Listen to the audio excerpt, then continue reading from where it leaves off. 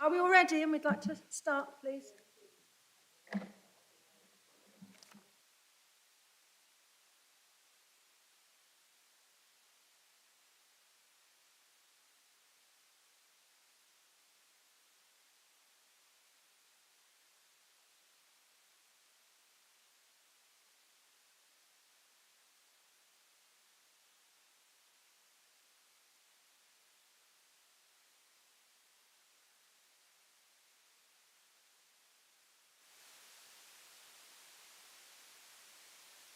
Evening, everyone. My name is Councillor Pounds and I am the chair of this committee.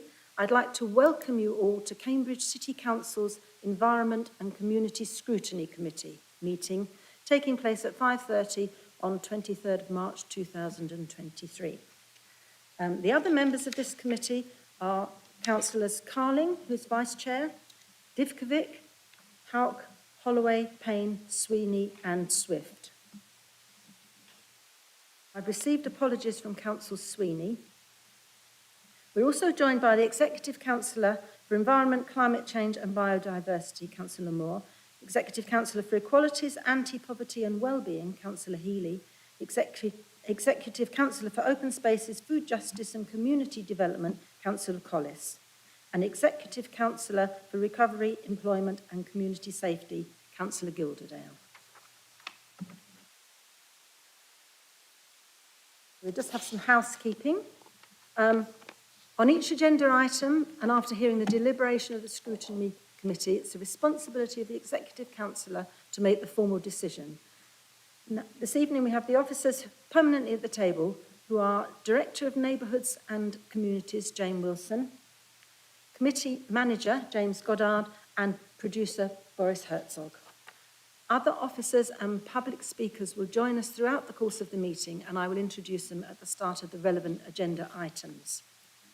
Copies of the agenda can be found on the City Council's website under Committee Meetings, Minutes and Agendas. Please try and refer to specific page numbers within the agenda if you are referring to a specific paragraph or plan.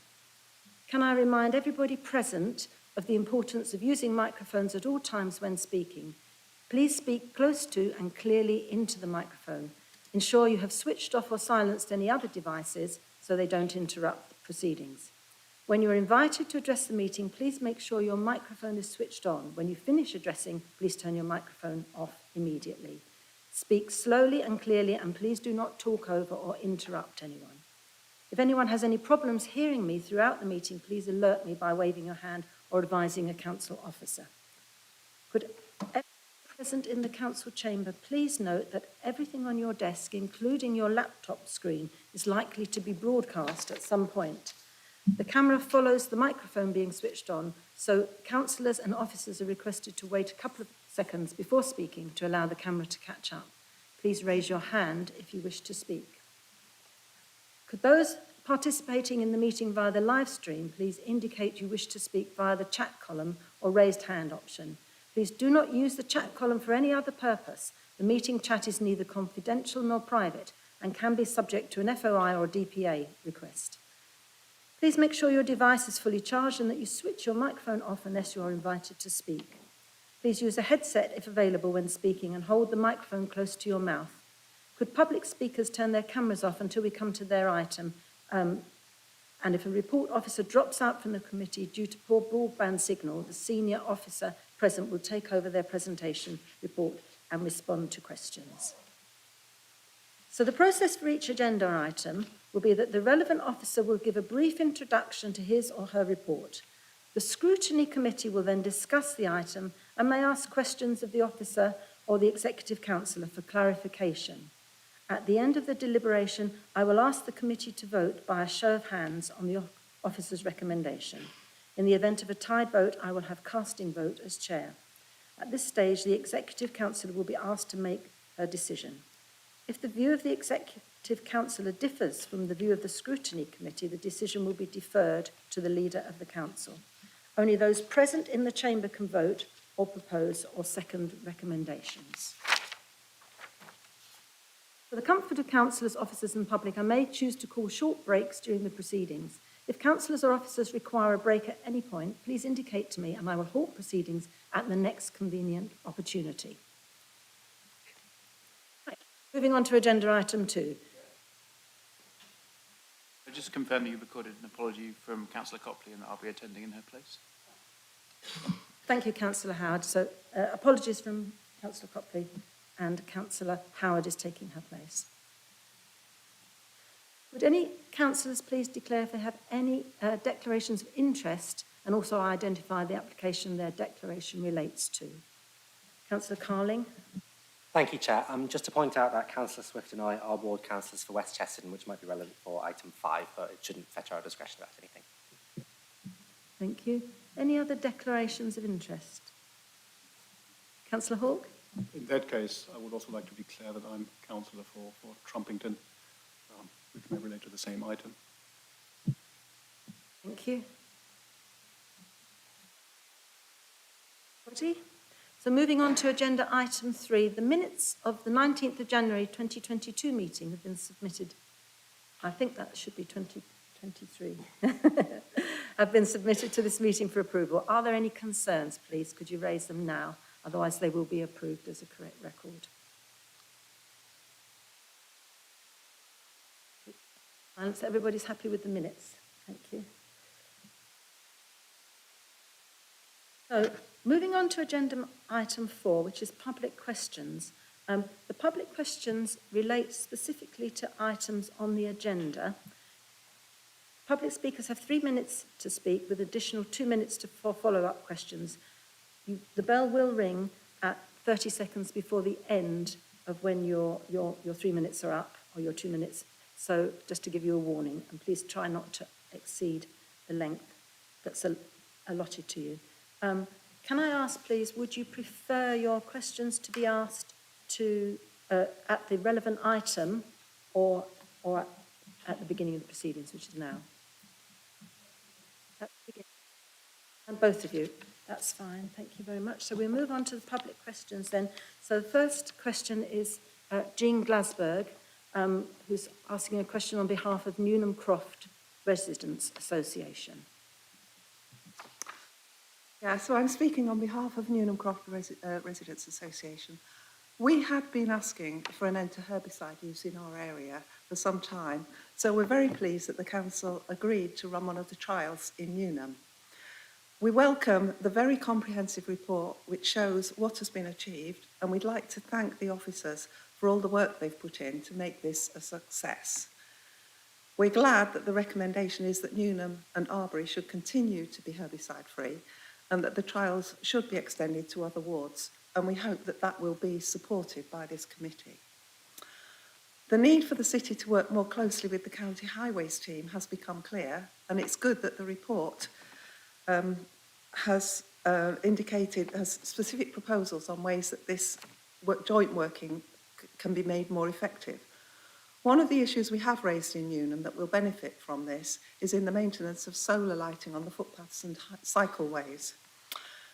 Those on Lammas Land, the Driftway and across Sheep's Green and Empty Common are very dirty. They're obscured by leaves and other debris, so that there are now fewer lights working than are operating.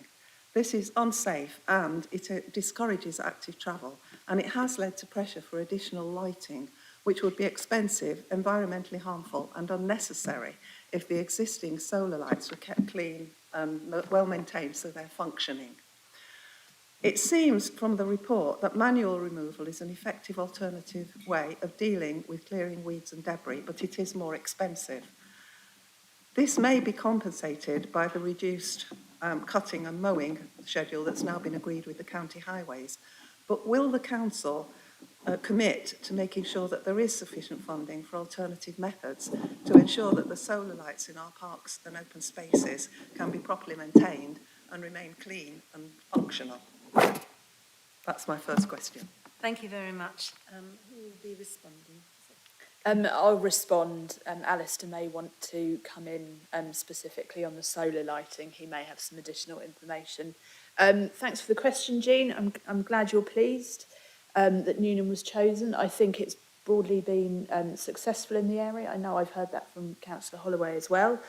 It does seem as well that some of the stars are aligning with the county, particularly with their decision about grass cutting and also about their own stopping of herbicide use, so which does make it a lot easier for us to manage this. You're right when you say it's more expensive, simply because, manual removal and we're obviously going to come on to this, but the most effective methods are really resource heavy in terms of officer time. We can and do look to reschedule our work as priorities shift, so there's no reason just because we've done something one way for ages that we can't change that. We can and do that. And things like shifting priorities, like a reduction in grass cutting, could easily mean that we can redeploy staff. I think it's probably a little early to say at the moment, but we can and do already look at redeploying people. I know that these solar lights can be reported online. I'm sure you're aware of. Are you aware of where you can do that? Sorry, Chair. Yeah. So you can report them online. We do make repairs and clean the lights sort of as and where needed when it's reported to us. I would suggest picking that up with the officer team. Alistair may wish to come in and add some more detail on that.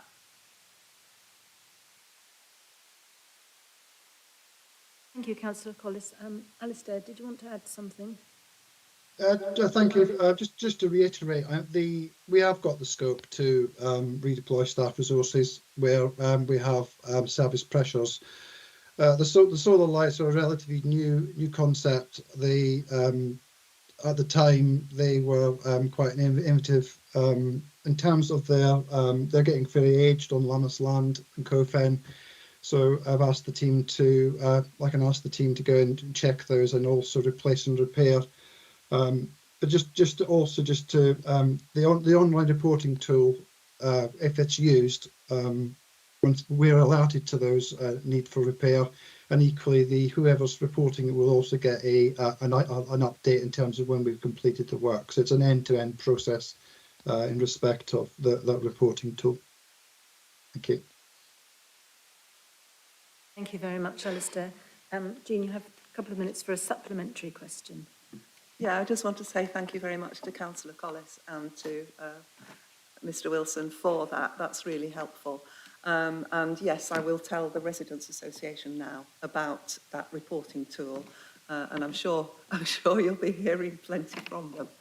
So my second question is that some people do see unmown verges, for example, as untidy and believe that the council standards are slipping.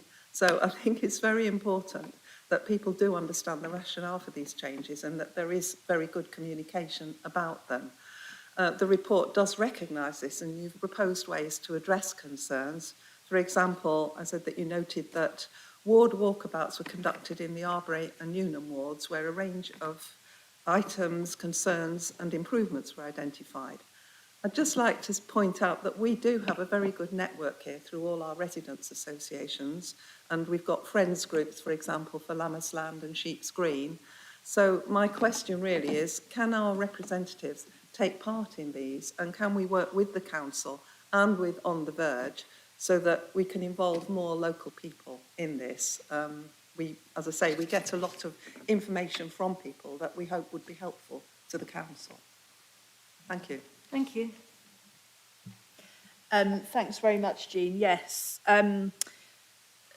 Residents' associations across the city are really, fantastic in letting us know, what's happening in their area, because they're the people that see it every day.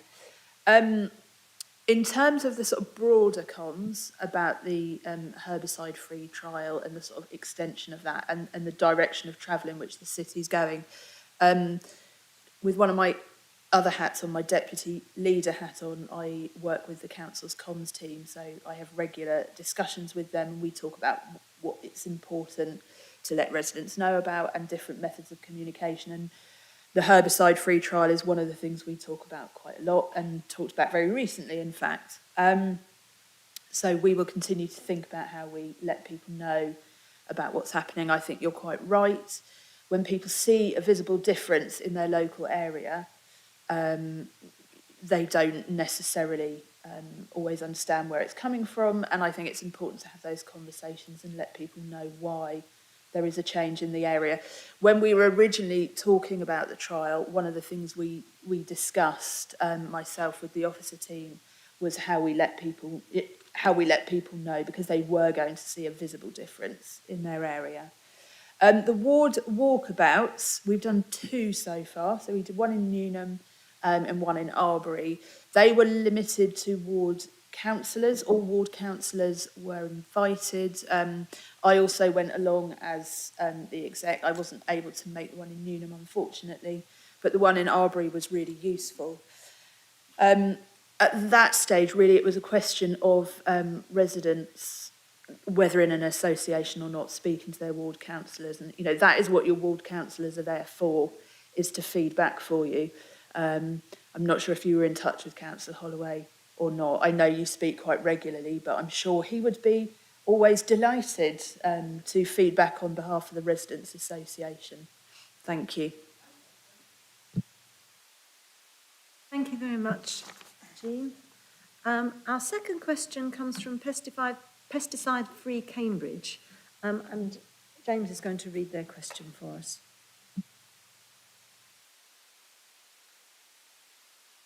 Yes, I have a written statement here from Pesticide Free Cambridge.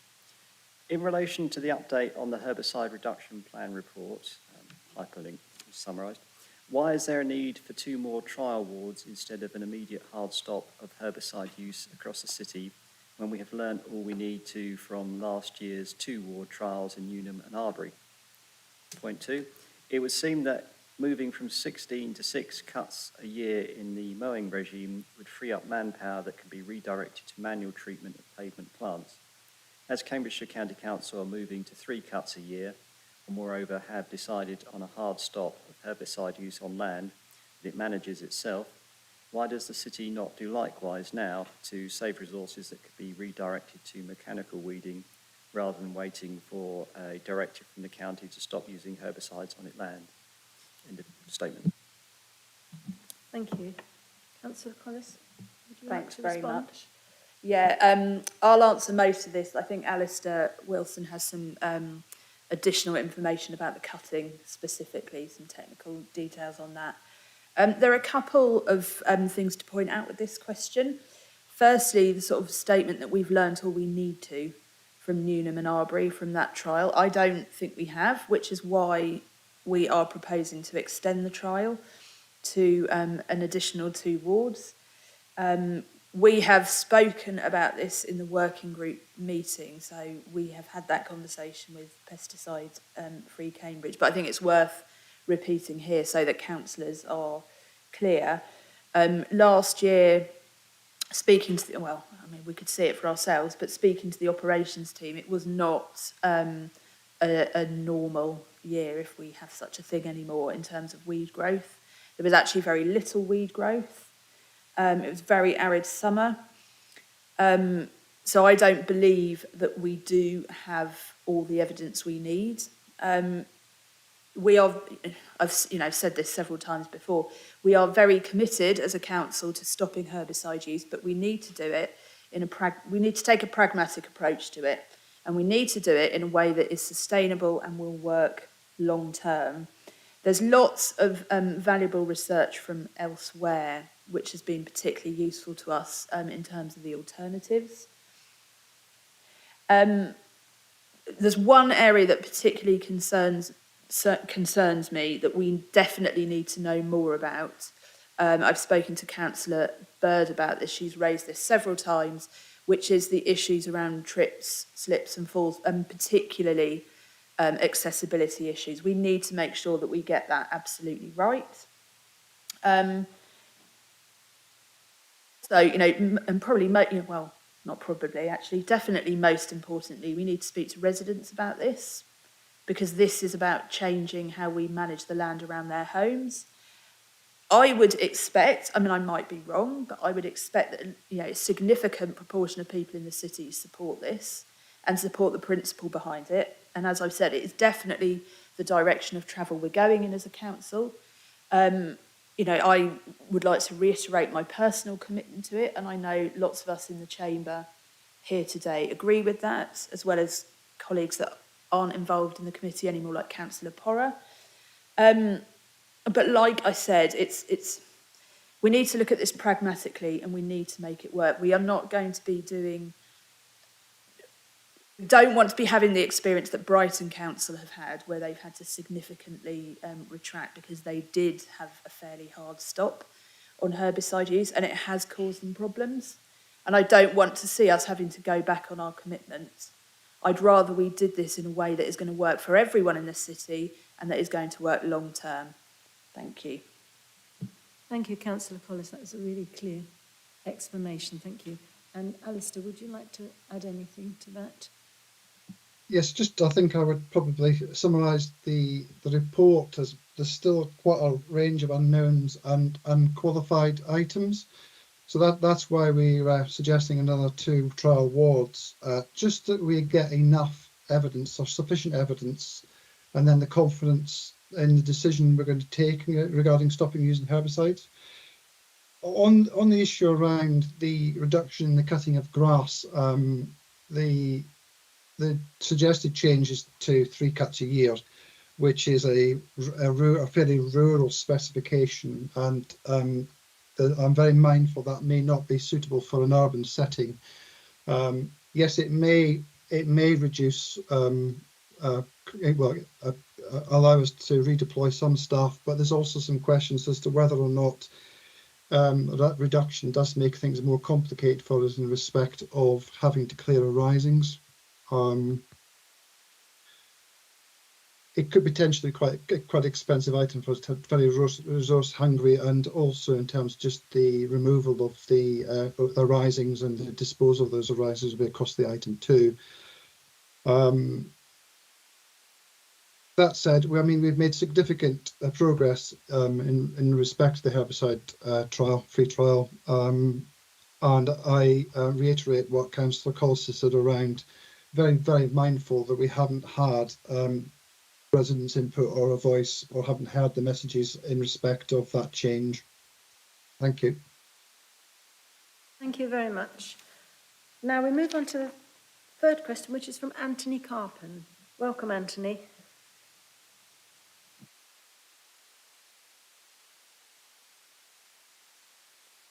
Thank you, Councillor Pounds. Thank you, councillors and everyone watching at home. This question is basically about the concept of active bystanding, which I stumbled across being piloted in London by the NHS and wanted to tag it along to item 9 of the agenda on the work of health partnerships. The question basically is, please could the Executive Council or Responsible Council Officer state what consideration has been given to funding active bystander training similar to that delivered to the London's NHS, including Hyperlink? If none has been proposed or discussed, please could I request that consideration is given to funding a pilot programme in Cambridge, perhaps starting with sports clubs and further education colleges, for example, the uniformed public services students at Cambridge Regional College, and possibly extending that to local community groups and societies that have a core of longer standing members who are familiar with their local neighbourhoods and communities. Now, the background really for that is, I think, the number of times where, in particular where I've been alone and you see, let's say, antisocial behaviour, and you want to step in, but you don't really know how, and you were just struck by what the Active Bystander website, one of the organisations that delivers this training, describes as the fear and paralysis in challenging situations, as well as using the right words and expressions when challenging those behaviours. And so one of the reasons why I've mentioned in particular groups that active young adults are members of, such as sports clubs, is because, amongst other things, you've got this team ethic, this group ethic, and also this mindset of community engagement as well. It's not something where you're kind of separate to everything else that is that is going on around. So I'm particularly interested in what observations councillors may have and what opportunities there may be, whether it's through council funding or community development funding through third parties, there may be to run a pilot. Thank you. Thank you very much, Anthony. Councillor Healy. So thank you very much for the question, Mr. Kirpin. Active bystander training is something that I personally feel really strongly about. I've done it myself actually as well as part of my own anti-racism journey, and it's used across lots of sectors at the moment. I think it's particularly pertinent that you've raised it now, following on from the last full council meeting, which was just a real example of where that training could have come in really useful when councillors were sharing their own lived experiences of racism and they were being mocked and jeered. So active bystander training is actually about being able to have the tools to intervene in such situations where there's inappropriate or behaviour that's not acceptable occurring. So in relation to our own internal training for the City Council staff, although we don't commission the company referred to in your question, we do have training that covers similar areas. So for all of our staff, including our staff in our leisure and community centres that you've talked about, including our EDI, Employee Induction Programme, which includes videos and scenarios covering workplace discrimination and actions that people can take to deal with and challenge discrimination. And our EDI programme also includes workshops, for example, on trans awareness, Gypsy Roma traveller awareness, which also includes elements of challenging discrimination and reporting concerns. We also facilitate dignity and respect workshops for our teams, which challenges negative behaviours as well and encourages people to report their concerns. We've also recently agreed, I understand very recently, that we're going to be introducing anti-racism training for staff also, which is something I feel personally quite strongly about. So this is an area which the council takes very seriously, and all of the above build awareness and encourage colleagues to challenge or report negative behaviours, whether that's through other colleagues or with clients or residents that they're dealing with. Personally, I'd be open to having discussions about whether we can also separately introduce active bystander training. As I said, I've completed it and I've seen the value of it. So I think we can have some conversations about that going forward. In relation to your kind of wider question around encouraging the community and voluntary sector and places like further education colleges, whilst we can't intervene in terms of further education colleges because they've got their own, it's under the county jurisdiction, they've got their own sort of internal kind of procedures around training and employment practices. I feel really strongly about the suggestion around the community and voluntary sector and upskilling them. So I've got some good news. So we have had some conversations since your public question came in a few days ago, and we're going to put some funding aside and we're going to fund it. So I think that's a really good example of how a member of the public like yourself has made a suggestion, and as a direct result of that, we're going to be putting that training in place because we think it's really important. We're hoping that we can get some of our partners that we already work with, either CCVS or Cambridge Ethnic Minority Forum, to help us deliver that, but that'll all sort of be worked out. But just to say for now, we have put funding aside as a result of that. So thank you very much, Mr. Kirpin, and I'd also encourage other members of the public, it's really important to participate in these sorts of forums, and if you can, if we have the money, which we don't always do, but if we do, we will maybe be able to take your suggestion on board. So thanks very much. Thank you very much, Councillor Healy. And did you want to ask a supplementary question?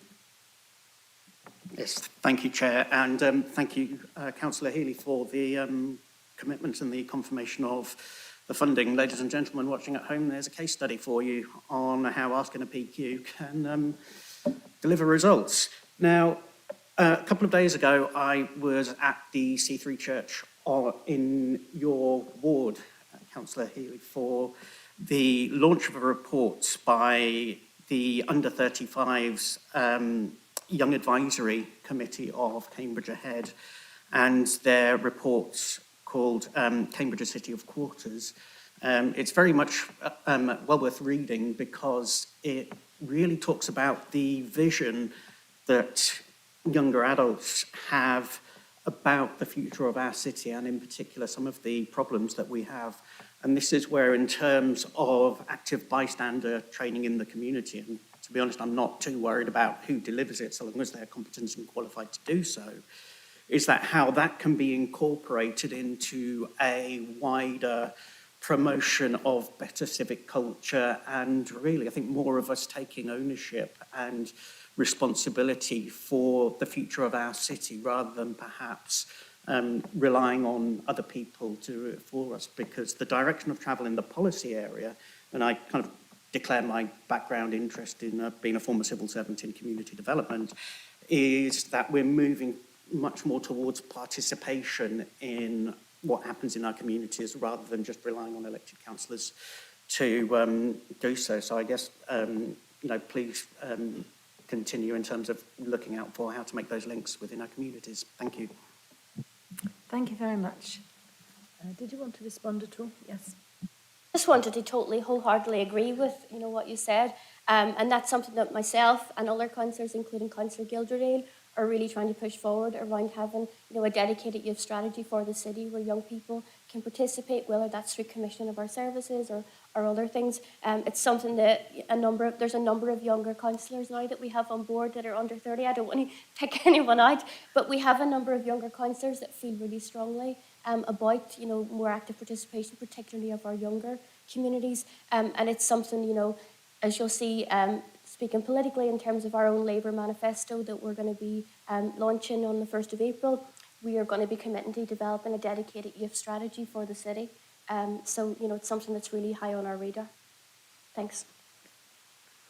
Thank you very much, Councillor Healy. And can I welcome Councillor Divkovic? Thank you very much for making the effort to come with a very difficult journey. Thank you, Mr. Carpins, and thank you both. They're really useful and interesting questions this evening. So thank you very much. We're now moving on to agenda item 5, which is the update on the herbicide reduction plan, and the presenting officer is Alistair Wilson.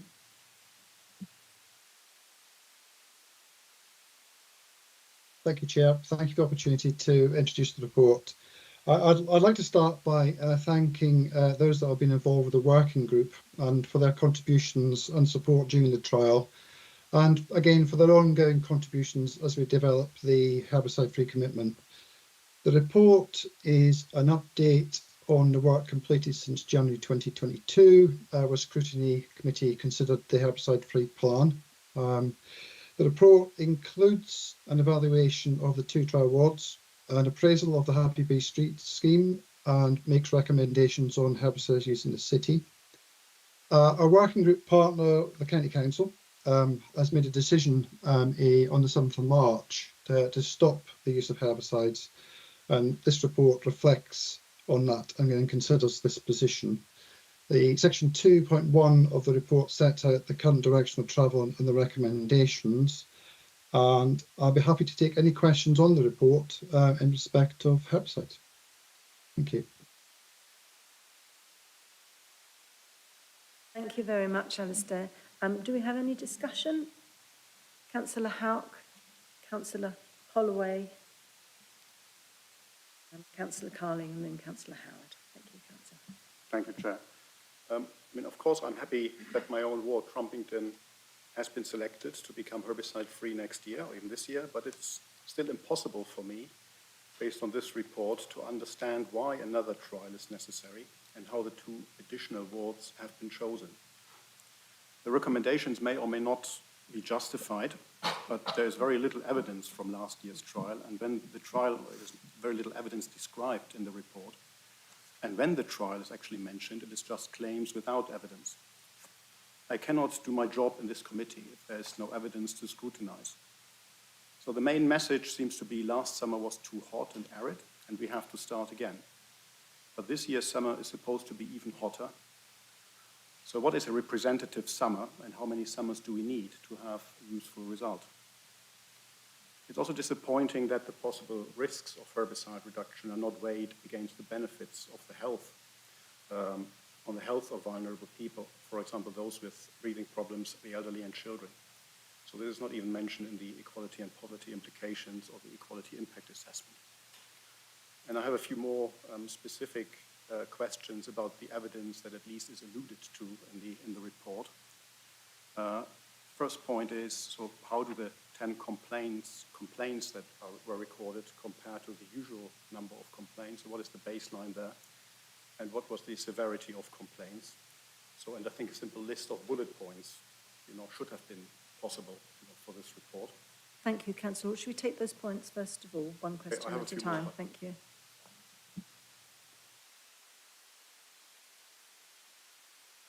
Thank you. Respond to those, Thank you. So the report details the main activities and the outputs, but it's not intended to be an exhaustive analysis, but rather an update in terms of the key findings and to support the recommendations. The background papers that support the report do contain a lot of the research that's had an influence on how we've come to our conclusions. Many local authorities have made these commitments to reduce herbicides, and there's therefore a range of alternatives that other people have trialled and is well published. So I haven't detailed those in the report. They're summarised in the table, which I can happy to go through. But for example, Cardiff's a good example. We've also heard about Brighton tonight, who've made similar decisions. And I didn't want to particularly replicate or repeat that work because I don't think it's valid for the report, the recommendations.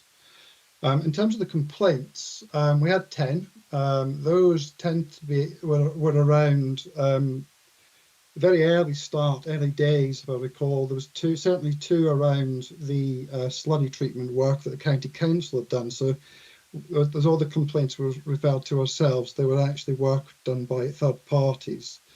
One complaint related to salt damage, where they believed we'd sprayed paths, but it was wrongly advised. The remainder tends to be, if I was to summarise, the remainder tends to be around civic pride, about look and appearance. They're very much around what are you doing. So it could well be a communications issue in terms of making sure people are given the right advice, but it's very difficult to obviously compare because we have up to last year been spraying streets, so we didn't get complaints about weeds as a general rule. Thank you. Thank you very much, Alistair. Councillor Hawke, I'll come back to you after the other questions. You may have found that some of your points have been answered. Councillor Carling, please. Thank you very much, Chair. And I'm incredibly pleased that West Cheston is being recommended here for addition to the herbicide-free trial. I think that's going to come as really, really good news to my residents, and I'm really grateful that we've been able to do that. I know that some residents have been working incredibly hard to set up Asham Road as a Happy Bee Street, and I won't name them, but they've just done so much work there, and I think it's been phenomenal. And I was wondering how we envision the role of Happy Bee Streets evolving, sort of if more wards and eventually, ideally, the whole city do end up going herbicide-free. How do we kind of see Happy Bee Streets changing such that it's not just about keeping the streets herbicide-free, but also about kind of just improving what the street is to the people that live there and how we can keep that going forward? Because I think there's just so much potential for us to improve our open spaces there. And residents are really keen to get involved. I'm just keen to kind of not shut that down almost. Alistair, would you like to respond? Yeah, I think what the trial has taught us is about how much potential the Happy Bee Street scheme has actually got for the City Council. One of the early difficulties was around the sign-up process and the getting people. We have a duty to check that people have the right to work, equally the right to volunteer. So that's quite a bureaucratic process, and that tended to put quite a lot of people off. We also then have the duty to make sure that we're briefing people and giving them the right PPE and making sure they're doing the work in a safe way. That again took some time to make sure that we're briefing people. We also to make sure that by doing that they were then at least insured for the work they were doing. The scheme itself has actually in very recently started to pick up a little bit in terms of expressions of interest. So we've got Sedgwick Street, Asham Road, Atherton Close and Garney Way signed up as Happy Bee Streets. So those are working quite nicely. We've also got some sign-ups at Montreal Square, Montreal Road, Natal Road and Ainsworth Street. We've got we're recruiting volunteers in Corrie Road, Priory Street and Eastern Street, and early discussions at Acorn Street and Hazelwood Close. As you can see, there's a trend here with this scheme where it tends to be street specific. And where we do believe this potential growth is not limiting people to specific roads. So creating volunteers who have got a broader remit than just the high street or where they live. So the scheme we will continue to work hard on. We're going to look to reconfigure the sign-up process, streamline it, improve the comms on the website, improve our help we give and advice we give. Very often, most of the people who sign up for these for the scheme have a broader interest than just weeding the road. I mean, we've now got a biodiversity officer we've just appointed who starts in July. We're able to use those to help people with other environmental improvements in their local neighbourhoods. So I hope I've expressed that in the report, that it is actually a really worthy scheme and worthy of continued support and help and resource. Thank you. Thank you very much. Councillor Collis would also like to contribute. Yeah, I just want to make a couple of quick points. Firstly, that we're very grateful for volunteer interest and for resident support with this. You know, although we're responsible for maintaining the areas, a scheme like this doesn't work without public buy-in, and volunteering is going to be really important in taking it forward. The second point I wanted to make was I was particularly pleased to see a broader spread of streets coming forward for Happy Bee Streets across the city, and particularly to see some early discussions happening in Arbury, so that it's not just, the interest isn't just concentrated in one area of the city, it's actually broader than that.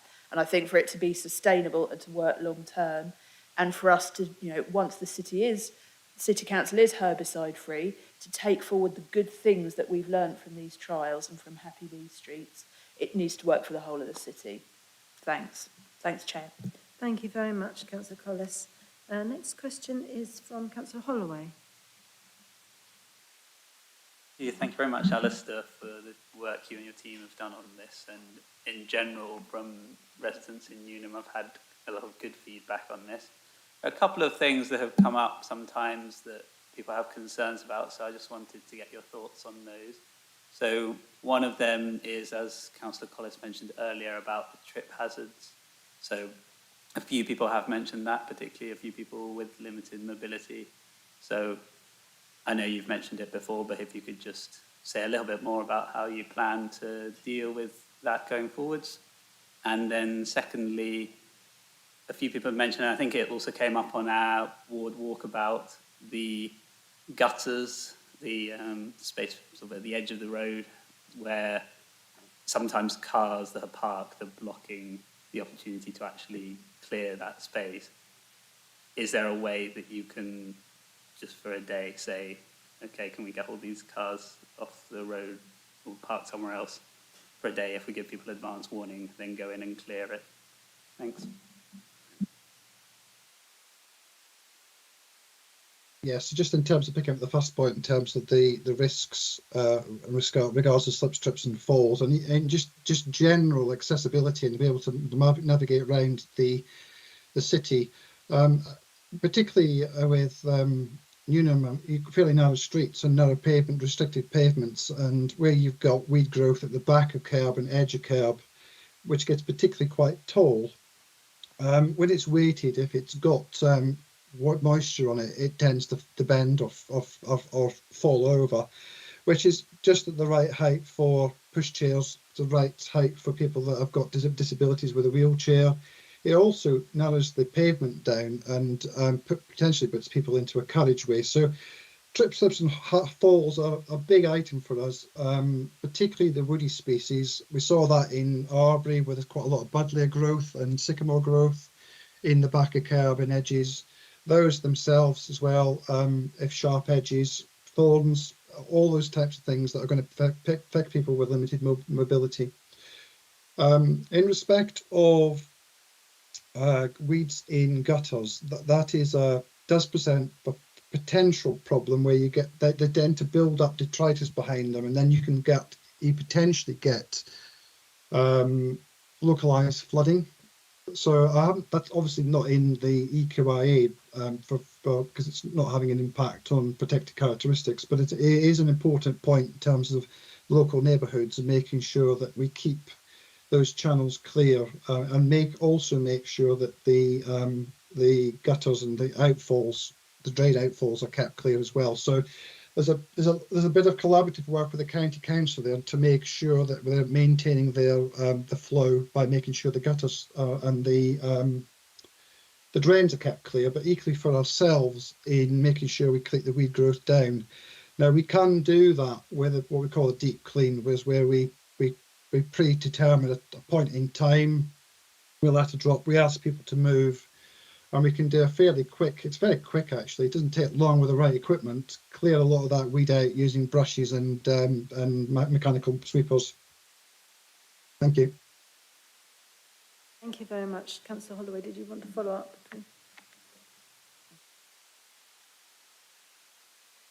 Next is Councillor Howard. Thank you, Chair. I certainly would support the rollout of more herbicide-free areas. However, I do wish to discuss a few points. First, there's not a clear justification as for the 2 additional wards chosen, and as has been mentioned, nor to why the learnings from the initial trial cannot be carried out citywide. As we know, the hot and dry arid summer from last year is likely to be the norm with ongoing climate breakdown, and thus the learnings are likely to be very relevant going forwards. The approach taken is summarised as adding in 2 new wards and running the trial again. We suggest instead that we learn from last year and roll out herbicide-free areas across the city, but in the kinds of environments where weed growth did not happen last year, as observed in Newnham and Arbury, and continue to trial over whole wards to keep learning what are the effective methods in other environments. So is there any reason why that approach wouldn't be acceptable, specific types of surfaces, specific types of areas within wards? Thank you, Councillor Howard. Alistair, I'll pass that to you. Yeah, so in terms of the working group did discuss a range of wards. Some were discounted, some were included. West Chesterton included because it's very broadly similar to Newnham, therefore is an extension of that space rather than an addition. Very similar in terms of composition, Victorian streets, narrow streets, and therefore very much the same as what we're already doing in the trial. Trumpington was chosen because of its mix of new and old development. So it's got relatively new surfaces, new locations, and we wanted to see how these respond to non-trial techniques. In regard to the point about specific surfaces, the work we're going to have to do around estates and facilities around the built form around city homes or homes, there will be a whole range of different surfaces, from gravels through to monoblocks through to tarmac bound surfaces. So the intention would be for the trial is to work with the estate champion within estates and housing services to look at the impact of non-treatment of these types of areas. That is why we chose those specific wards. Thank you very much. And our next question is from Councillor Divkovic. Thank you, Chair. My question's for Alistair. So one of the main risks posed with the unwanted vegetation that comes from pesticide-free trials is the attraction for fly tipping, because a location can look unkept. So how manageable do you think it would be for the city to deal with this if we expand trial zones to include Trumpington and West Chesterton? And how costly has it been in Arbury, or how but has it increased significantly more as a result in Arbury for the City Council? Yeah. I mean, this goes back to the point which we raised about the complaint and the types of complaints, which they go back to that civic pride, a neat neighbourhood, and there is circumstantial evidence that those types of scenarios, and it's dealt with also in the litter strategy, which we talk about soon, where those types of general lack of maintenance then tend to breed or increase the frequency of fly tipping and fly tipping incidences. So very mindful of that, especially going back to the areas which we haven't really trialled yet, which is in homes and around homes. And I don't want there to be a negative impact on the environment that people have to live in, particularly in Arbury, King's Hedges, Abbey. Thank you very much, Alistair. And Councillor Payne, you have a question. Thank you, Chair. Thank you, Alistair, for your report. I've got a couple of questions. I think from our side, much as we welcome the extension of the trial to 2 wards, compared to what I think was the understanding of the aspiration of this trial, which was to move towards the whole city being herbicide-free as soon as possible, to hear that we're only extending by 2 wards after a year is just incredibly disappointing and lacklustre.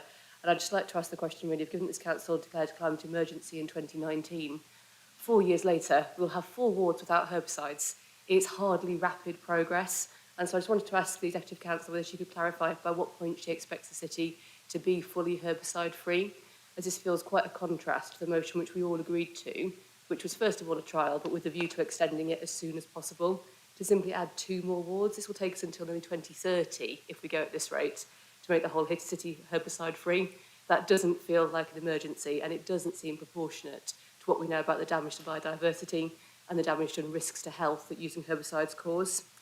I'm left a bit baffled by the report, I'm afraid, so if Alistair can help with over the past year, what is it that we have actually done? And if we look at Appendix B, there's a list of methods here that could be used in a trial, but the information there that's given in Appendix B in the table, that could all have just been pulled off the internet. There's no reference at all there to anything that's actually been done within the trial wards at all, so it's very hard to see what has been done, where have these methods been used, and what's the outcome actually be. So it'd be helpful to hear some more detail around that to see how we're judging which ones we can use going forward and which might provide more challenges and more difficulties for us. I just wanted to ask about the role of the working group as well. I don't know who's best placed to answer it, but I wonder if you could just clarify how many times the working group have met. So I think Pesticide Free Cambridge have alluded to in their questions already. They've certainly felt like it's been quite an effort to be included in those conversations. And again, the group has not met regularly. And from our side, particularly given how slowly this seems to be moving, I think we would really welcome, if it's possible, for maybe an opposition spokes to be included within that as well, if it is a working group for the whole council. Thank you. I think we're trying to avoid too many multiple questions, if that's okay. I've got a couple more, Chair, if we could at the end. Okay. Yeah. Thank you. Would you like to respond to that, Alistair? Yeah, I think I'll start off with the scale of the change. So from 2019 to 2023, yes, we've got 4 trial wards that are herbicide free, but we've also got an asset around parks and open space that are also herbicide free.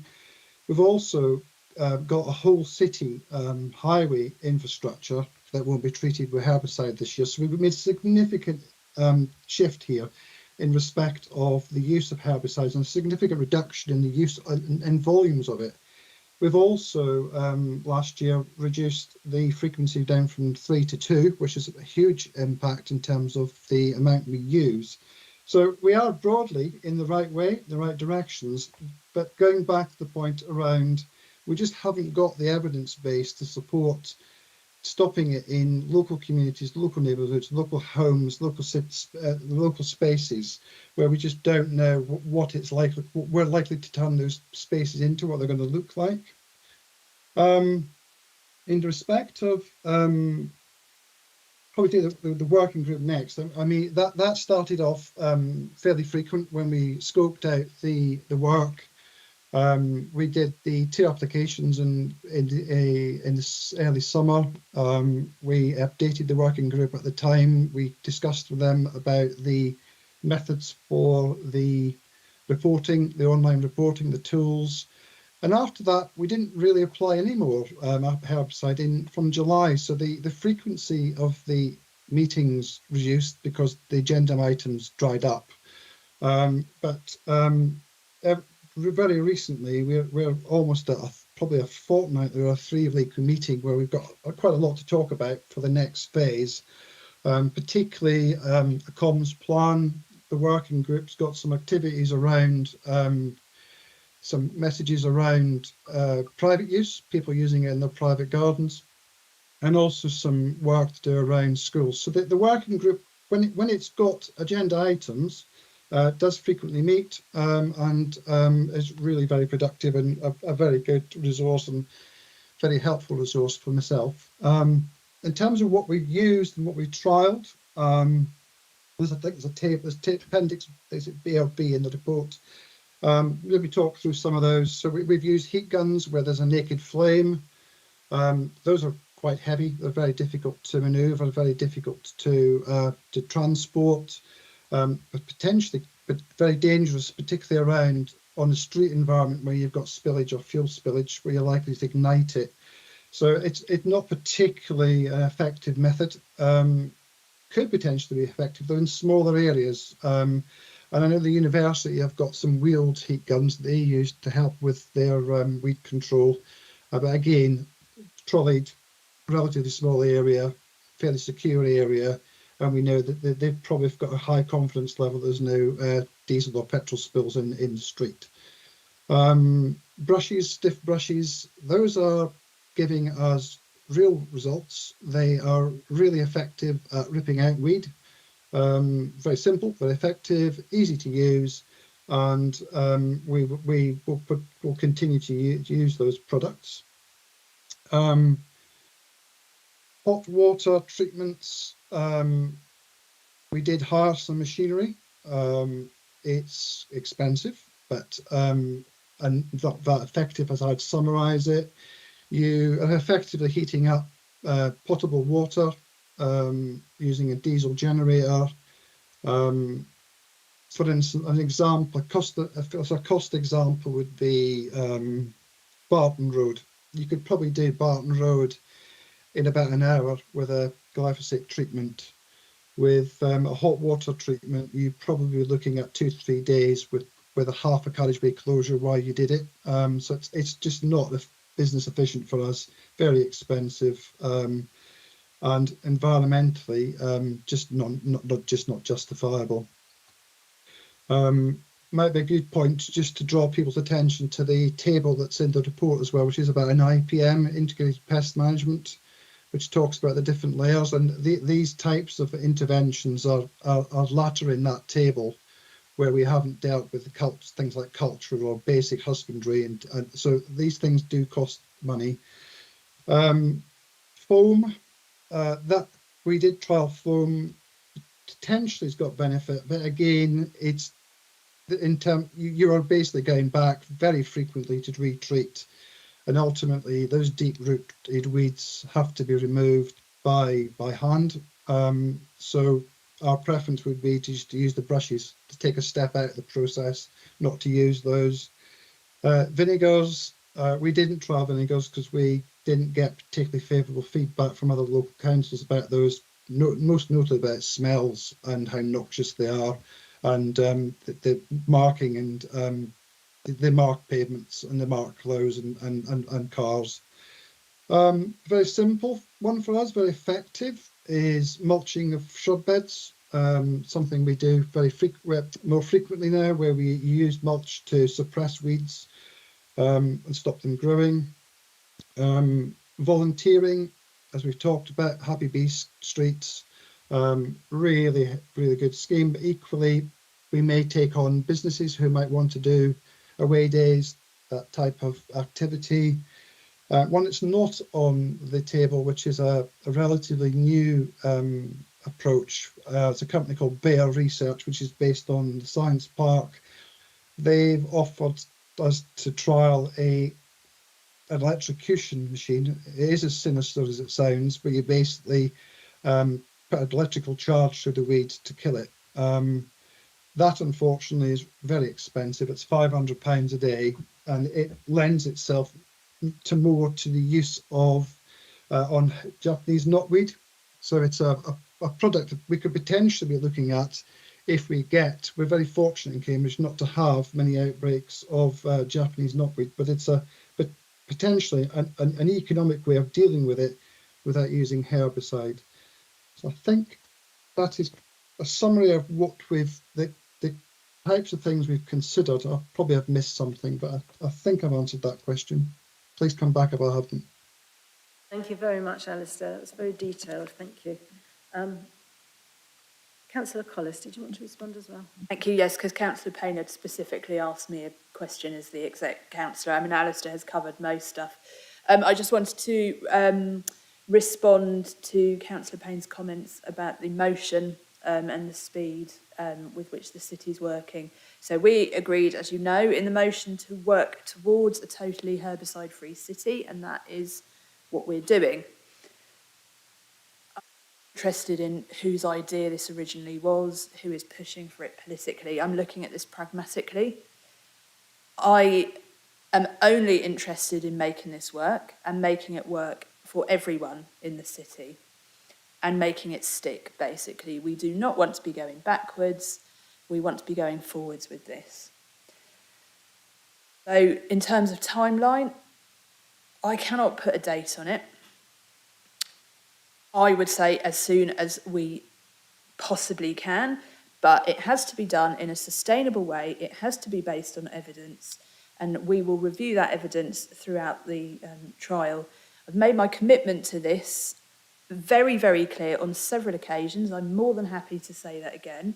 I want this city to be herbicide-free. If I thought we could do it without any risks to residents, without any sort of damage to estate, any impact on people's quality of life, I would say we stop this tomorrow. But the fact of the matter is we can't. And I have an excellent officer team who are doing everything they can to gather the most evidence to get us herbicide-free as quickly as possible. In terms of the working group, do you know what? I do go to that, but I don't actually tend to speak much. I treat it as a listening exercise. I don't think that's necessarily needs more councillors there. I think it needs more community organisations, and I think we should be in listening mode, and I think it should be officers talking with community organisations about how they can work together for the benefit of the city. Thank you. Thank you, Councillor Collis. Now, Councillor Hawke, did you want to ask any further question? Yes, maybe I can just thank Mr. Wilson for the detailed answers. And I think some of these answers, I mean, I still don't quite understand why some of these answers weren't included in the report. I mean, it's 20 pages. Most of it does not depend on this trial, doesn't hardly mentions the results of this trial. And a few bullet points and tables could have shortened this meeting probably by a significant amount of time. I mean, just examples. I mean, walkabout, it wasn't really clear how there can be a highly effective way to discuss localized service needs because it wasn't described. We heard from Councillor Collis, apparently there were 2 walkabouts. I mean, unless they were 12 hours long or so, it doesn't sound much to me. So I don't really know what came out of it. And maybe we can talk about how many of those and how we can organize that in Trumpington next year. Also, Section 322 mentions opportunities for contributions, feedback and learning from a wide range of stakeholders. It doesn't say what exactly happened there. It could have been tabled with the results from these kinds of opportunities. The justification for Trumpington and West Chesterton, it was a footnote 5. I think at least Trumpington deserves more than a footnote. Sure, West Chesterton as well. And I mean, you clearly gave some more information, based on our questions, but I'm not quite sure why this wasn't included as a proper point of this report. And finally, one question that I still find unanswered. I mean, the report didn't highlight the possible health risks of herbicide use around the city, and that should be weighed against possible risks of not using herbicides. So could you maybe say whether you think that there is a significant health risk and what this health risk of herbicide use is? Thank you. Collis, you'd like to respond? Yeah, thanks. I'll respond on some of that. In terms of the health risks, we have had discussions about that with Pesticide Free Cambridge, and Alistair may have more information from them on that. The ward walkabout I went on in Albury was about 4 hours walking around the ward. We walked through a range of different areas, different sort of makeup of the physical estate. So we were around Kingsway Flats, in all the roads off Carlton Way, which have particular issues with weeds and with weed growth. We were down towards the sort of south of the ward as well. Basically, we took a representative sample of the areas and we spent 4 hours walking around that. We got some really good information from roads like Brimley, I think it was Brimley, Alistair might correct me, but I think it was either Brimley Road or Brackley Road, one of the roads off Carlton Way, and also Alex Wood Road as well, where we could see specific issues. Ward walkabouts would be part of the trial in any wards. I think it's really important because, you know, you are the people that, as ward councillors, represent residents and in many cases live in those areas and residents yourselves. So you see that, much more on a day-to-day basis than any, certainly than me or than any of the officers. So that absolutely will be part of the trial. I would just like to check whether you're talking about the content of the report. Are there any questions that you have, apart from the health risks, that aren't answered? Because I think we've had some pretty comprehensive responses here.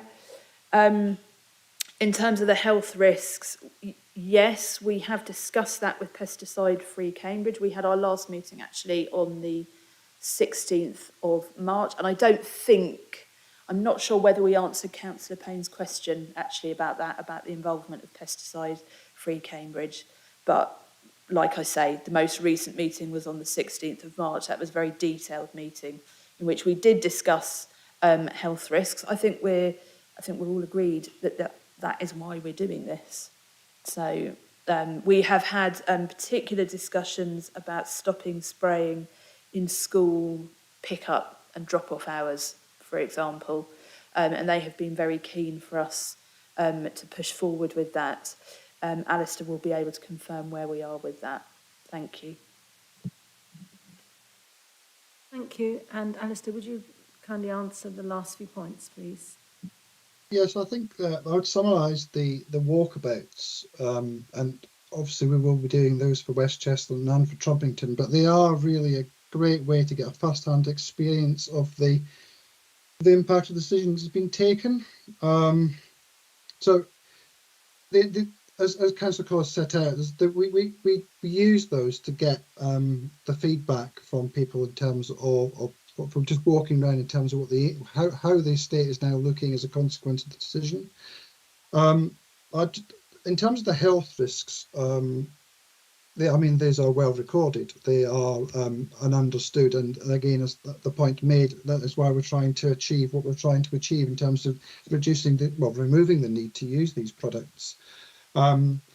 However, I would say that one of the biggest risks from herbicides is the actual private use and personal use in homes where they're not applied in the correct way, where they're applied in wrong locations at wrong times. Those potentially present risks for members of the public, particularly if residents decide to treat the roads themselves. So with the Pesticide-Free Cambridge, we will have a campaign around that to try to make sure that people don't self-treat the roads with a herbicide treatment. If it helps with some of the context, since 2019, and please don't be alarmed by these volume numbers, because these are diluted volumes. These are the amount of product we use. It's not the percentage of glyphosate that we use. But in 1819, the council used 860 litres of a glyphosate product across its whole estate. Last year, that was down to 600 litres. Now, that will be significantly reduced this year because most of that 600 from 2023 was applied to the county council's assets. So in terms of, yes, we hear the message about risks to health. We are significantly reducing it. And this recommendation tonight is the final part of the puzzle to allow us to go herbicide free by doing some further work around the housing estate. Thank you. Thank you, Alistair. That's really, really good to hear that such a big reduction is on its way. Councillor Payne, I think you had one more point.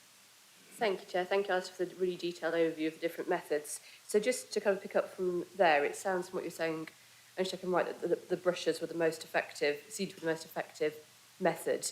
It's a bit of a shame that they're the one method not mentioned in Appendix B, interestingly, despite apparently being the most successful. So can I ask, in terms of the trial then, moving forward to the next 2 wards, is the plan then to continue using those brushes so we can test them in a different environment, or are we continuing to use the whole range of methods in different places? So I don't know if you could tell us a bit more about how you imagine that kind of evaluation process going forward. And also, I think it's been touched already, but if we're continuing to roll out at whatever speed, hopefully next year much more quickly than 2 wards a year, what will be the rationale for choosing the next wards? Are we deliberately looking for places that are similar to trial the same methods in again, or are we looking for contrast to see how methods work in different places? Thank you.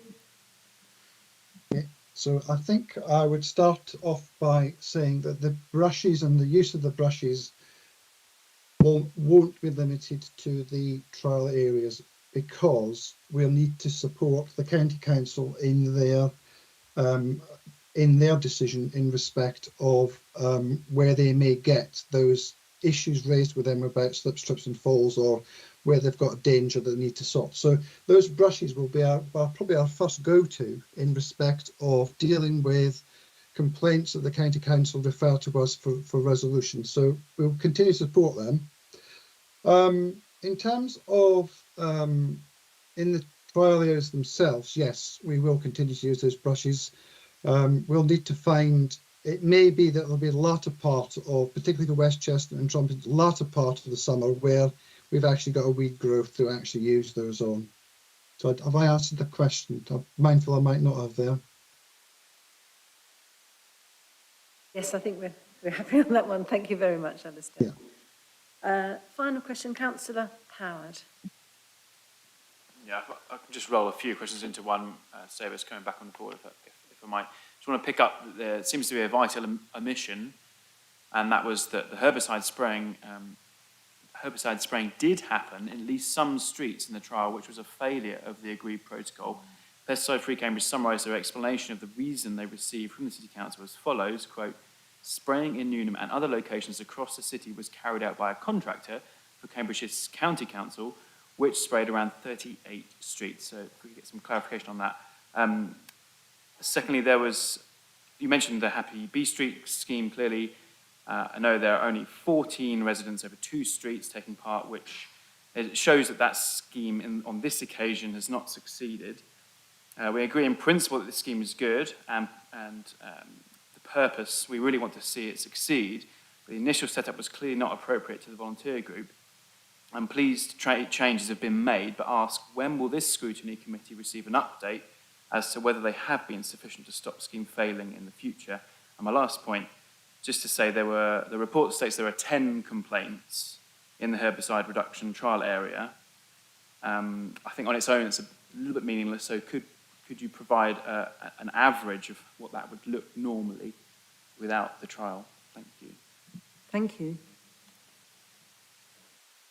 Okay, so just picking up on the issue around spraying in Newnham, now that does relate to a work instruction by the county council. It's not a city council activity, and that related to a herbicide treatment ahead of doing what's called a slurry top onto existing footpaths. So a slurry top is where you basically put a very loose liquid asphalt on top of an existing path. It's a relatively cheap way to resurface a path.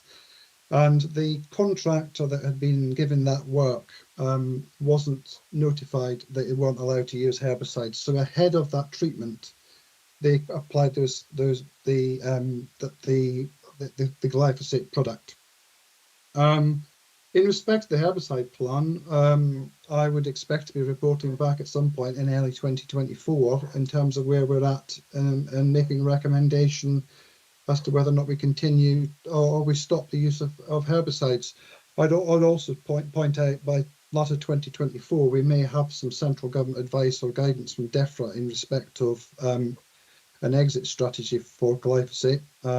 It's disappointing that I wasn't able to report on that this report.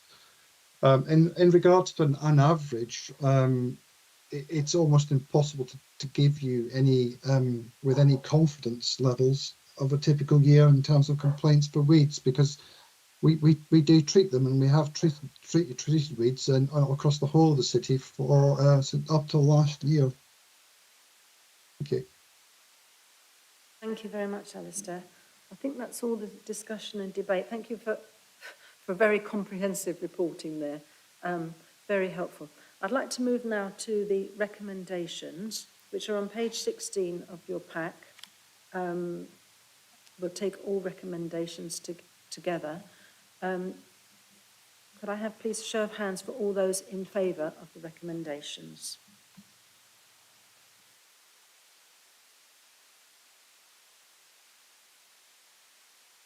Mr. Chair. Those against? And any abstentions? 2 abstentions.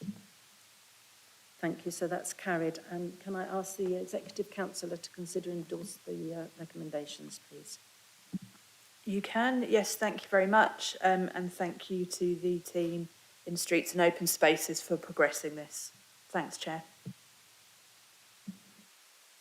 Thank you very much. I'll just take a short breather because it's the same officer presenting. He may be glad of a little breather. We move on to item 6 of the agenda, which is litter strategy. And our presenting officer is once more Alistair Wilson, Streets and Open Spaces Development Manager. Thank you, Chair. Thank you for the opportunity to change the subject. The report tonight has its origins in an early discussion or decision from January 2021 when we agreed to develop a litter strategy for Cambridge City. The public consultation, the focus groups, the task and finish work and the detailed analysis that we've carried out in respect of our operation has taken us to a point where we have a decision to take tonight. The strategy sets out policies on changing behaviours, it sets out policies around engagement and enforcement, and it also considers our environmental impact from littering and fly tipping. The action plan is set out in Appendix D, and that explains our ambitions and how we're going to achieve the outcomes of the ambitions of the strategy itself. The Executive Council is recommended to approve the strategy for adoption, but also for us to present it or format it in a way that it can be used as a publication and support a communications plan around the implementation of the strategy. So I'm very happy to take questions. Thank you. Thank you very much. We don't have any public speakers now for this item, so we'll move on to debate. Who would like to ask a question? Councillor Carling, Councillor Hawke, Councillor Howard. Councillor Carling, if you'd like to start. And Councillor. Thank you very much. Yeah, so just toward the end of policy LS7, it talks about creating roles that can be undertaken by community organisations and individuals. And I was just wondering if you could give us a bit more detail on kind of what we're envisioning happening there and kind of just give us a bit more information about how perhaps we can help and encourage people to get more involved in improving our local areas. Would you like to answer that? So I'm just trying to find the strategy on, I've got a different report pack, so LS7 towards the end of civic pride and how we're going to tackle. Just a bit at the bottom where it says create roles that can be undertaken by community organisations and individuals. Yeah, so this is very much around the volunteering and capacity and ensuring that people can find roles to help us. So I suppose in some respects the Happy Bee Street is broadly something that would fit into that category, where you're actually asking people to take on a role or a function where they get a reward from it or a benefit. So it may well be something like litter picking, it could be social media postings, it could be talking to local groups, it could be being an ambassador, it could be someone who leads a work party. So there's the whole range of things where they would be adding benefit to the work that we're currently doing. So there's some of the things that we struggled sometimes to be able to do. So it's that community groups, engagement, that type of thing.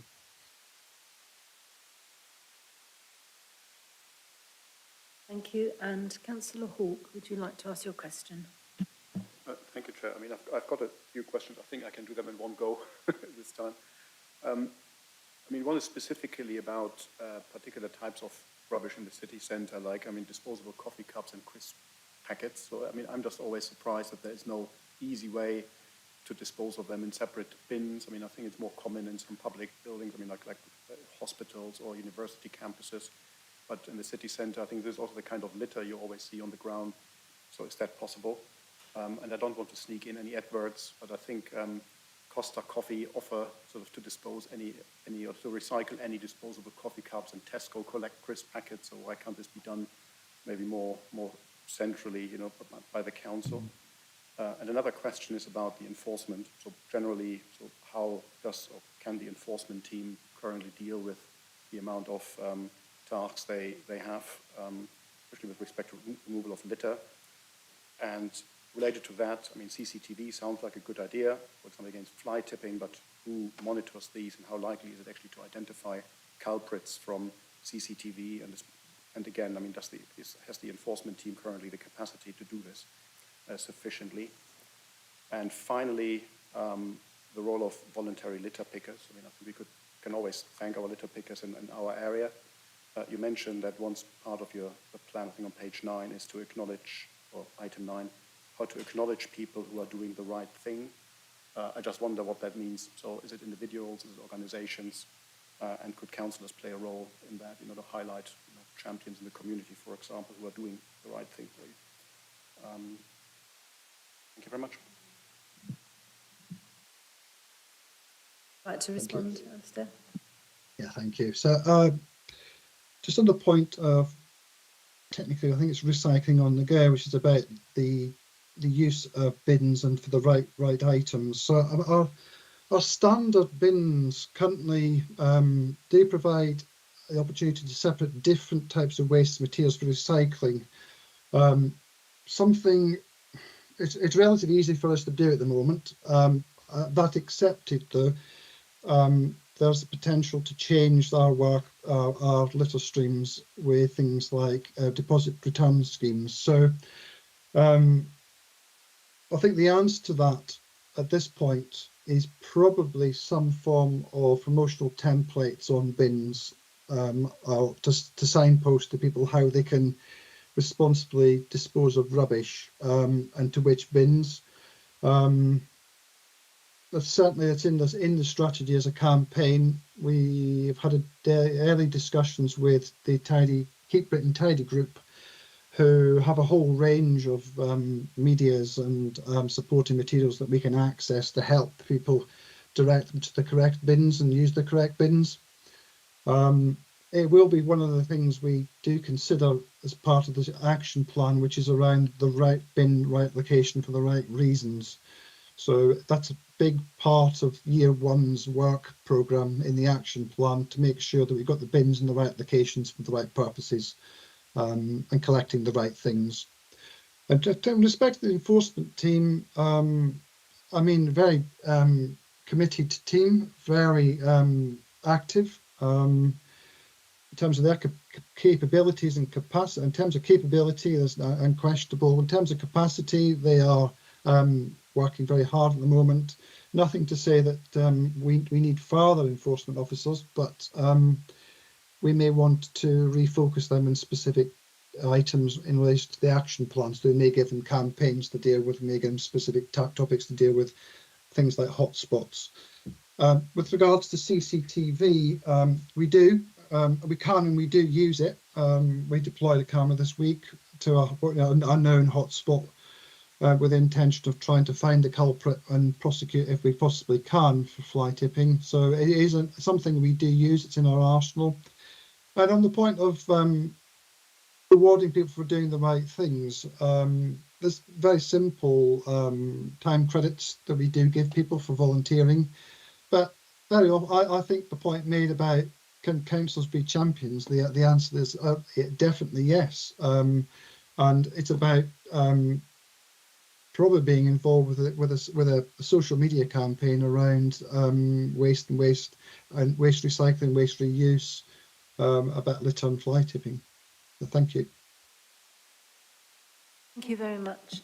Councillor Howard, you have a question. Thank you, Chair. Regarding page 53 of the draft strategy, section LS2, it reads, create campaigns and encourage businesses to design their products and packaging in ways which will reduce public waste, including recyclable by default, and, quote, ensure and support more recycling with media campaigns. We disagree with the focus on recycling when actually reuse is the better option, as I hope everyone agrees within the chamber as well, as stated explicitly in the strategy. I ask that the strategy and all future reports, when setting aims for waste disposals, always state reusable or reusable packaging before recyclable to make it clear that this is truly the best option, and perhaps if I have a seconder we can add that to the recommendations. Thank you. Happy to respond, Alistair. Yeah, I understand why that we wanted to be added in. I would possibly have I'm just very mindful that very often litter isn't particularly reusable. However, I'm not averse to that being included into LS2.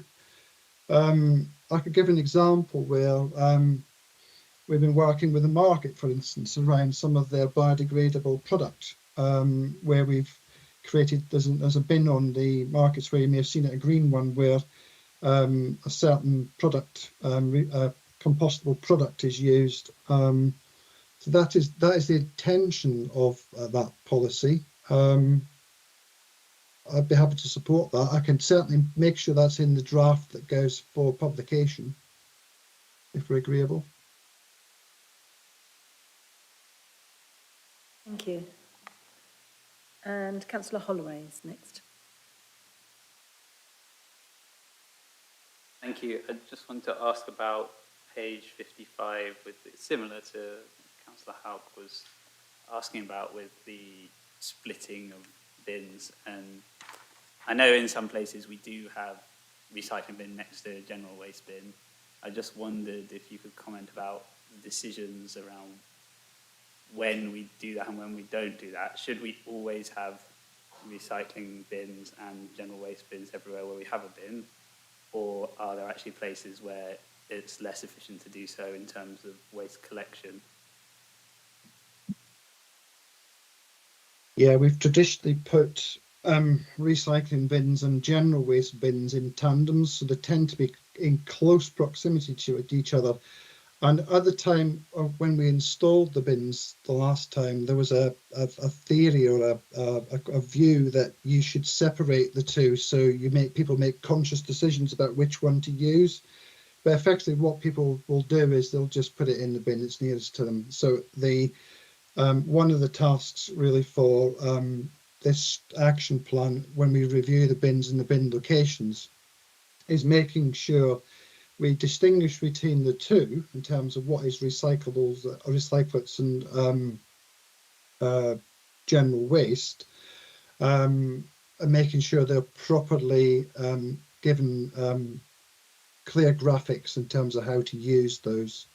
As I say, what's yet to be determined is the deposit recyclate schemes, where, for instance, plastic bottles or glass bottles might be taken out of our waste streams altogether, and that will significantly reduce the need for the potential number of bins in and around the city centre. So it may well be they're repurposed for other things, which could be linking back to the reuse issue. It could be around coffee cups. We could have bins for specific waste streams if it's in close proximity to where it's being generated, I would add. Thank you. Thank you very much. And I'd just like to say I was really impressed with the consultation that was used to inform the work that you've been doing. It was, I thought, a particularly good outcome. And also the focus on behavioural change, because we know what a downer litter is on a community. And yeah, I think you're going to need to get the community engaged as well to support this strategy. Our final question is Councillor Payne, please. Alistair's answered it, actually, Chair. I was going to ask about in terms of the number of bins, whether it means more or just different types, so he's answered that. Thank you. I think, if I'm being perfectly honest, it's going to result in probably less bins. They may be bigger, therefore reducing the frequency of visits.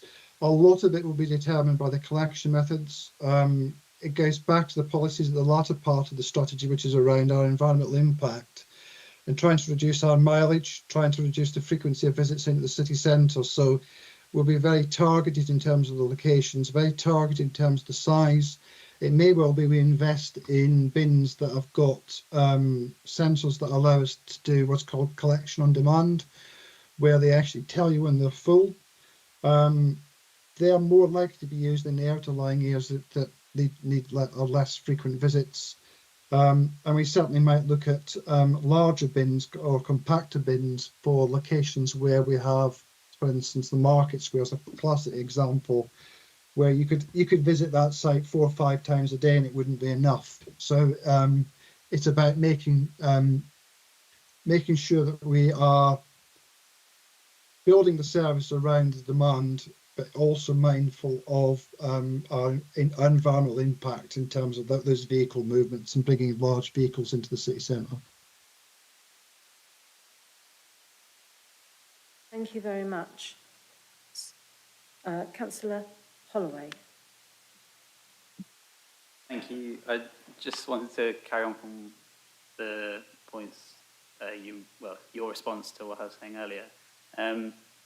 The government, I think, are looking for waste collection at potentially requiring councils to all collect 6 different types of recycling. And so would that also impact on what we were doing for the litter strategy? Would we collect all recycling into one and then separate it, or would we end up having to have 6 different types of bin if that was the case? That is a good question. I'm not sure I have the confidence to answer that question because I'm not quite sure where that would take us.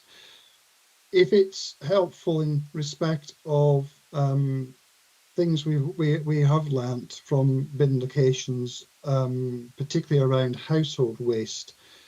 For instance, Mill Road, we do get a lot of fly tip into our general waste bins, which is household waste, where people have taken the choice that if the bin's full, so they'll put it into our bins.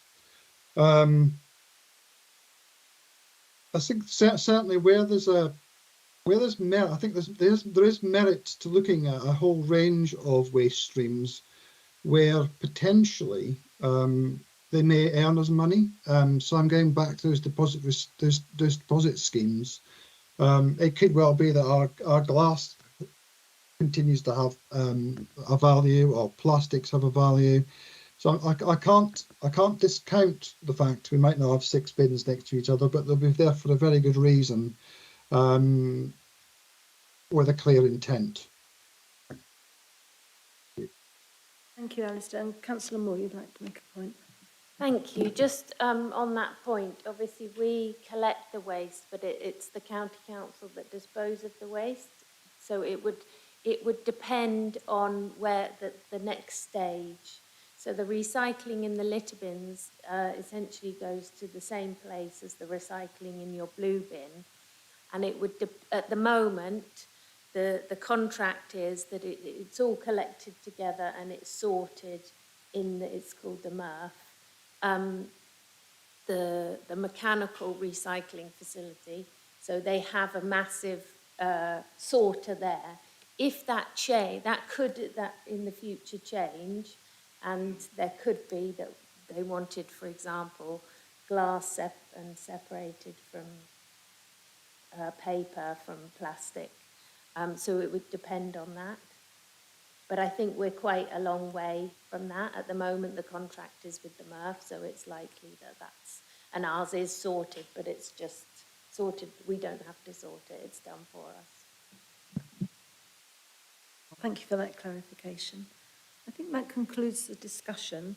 Sorry, I do beg your pardon because I can't quite see you down there. Councillor Howard.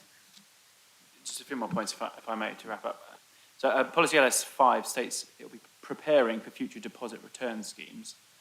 However, there's no detail about how the proposals will actually achieve this. So the question is, are we lobbying for a deposit return scheme in the city? How are we preparing for a deposit return scheme, should one come in, and how far away from setting up our own deposit return scheme are we? And that links in, I think, to the point about reuse. Second point, some people believe that food packaging that still has some food on it cannot be recycled. How will this be addressed in the high footfall areas where recycle on the go will be encouraged? And Alice, you mentioned overflowing bins, and very much welcome the sensors that you mentioned. But have we trialled QR codes, for example, on bins as a cheaper alternative, or where they're not yet come in, where people can report overflowing? Thanks.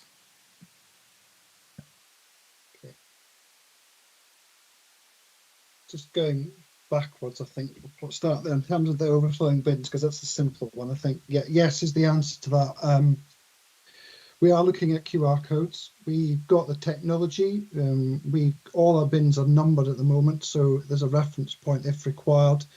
Bins can be reported through the online reporting tool that City Council has. In respect of the deposit return schemes, they're very much in their infancy at the moment, but there are guidance notes being developed now by people like RAP, which is the Waste and Resource Action Programme, which is a good reference. And we've also, to help us, we're going to engage the Keep Britain Tidy group to help us with developing out our thinking and our direction of travel for those schemes. Disappointing that we haven't got any steer yet from central government, but we will. I think our primary focus for the action plan is very much around right bin, right location, right reason in the year ones, and by which time we should start to get some direction of travel from on the deposit return schemes. And there was another question about, was it cross-contamination, was it? Yeah, in terms of food contamination. On general waste or recyclates. I think that goes back to the point that Councillor Moore made in terms of a lot of, most, if not all of our recycling and recyclates are all sorted at Waterbeach. So that in terms of the cross-contamination, it's dealt with and it's sorted. However, we do get a lot of cross-contamination in bins, general waste bins and recycling bins. And I think going back to the points earlier about infographics and making sure people are giving the right information to deposit or do the right thing in terms of depositing the waste in the right bins to avoid that cross-contamination.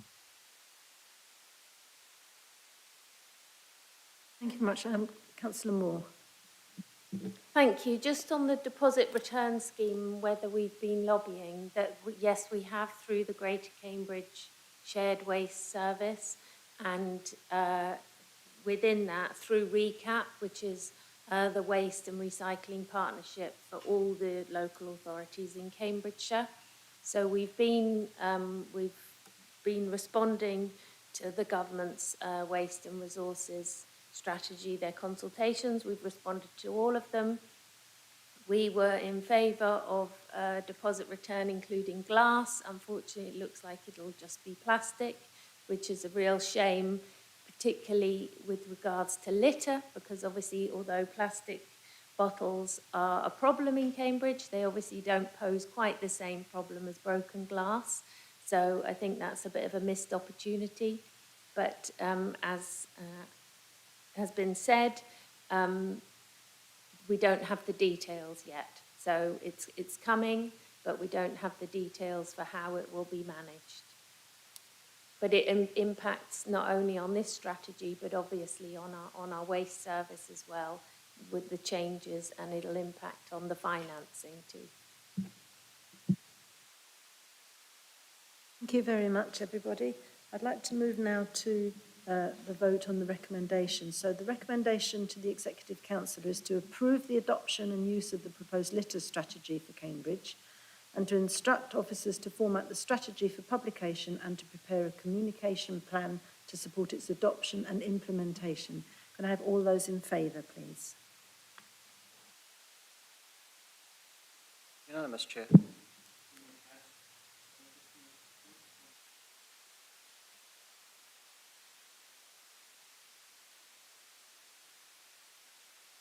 I think we can note that, but I don't think we can add it to the recommendation at this point.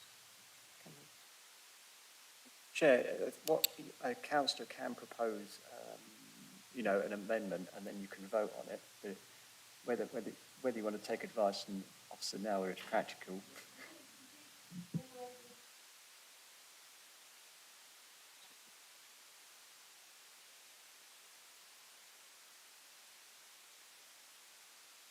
We did have an email exchange already earlier, so I'm not sure if, I can't remember if you put wording in that email, did you?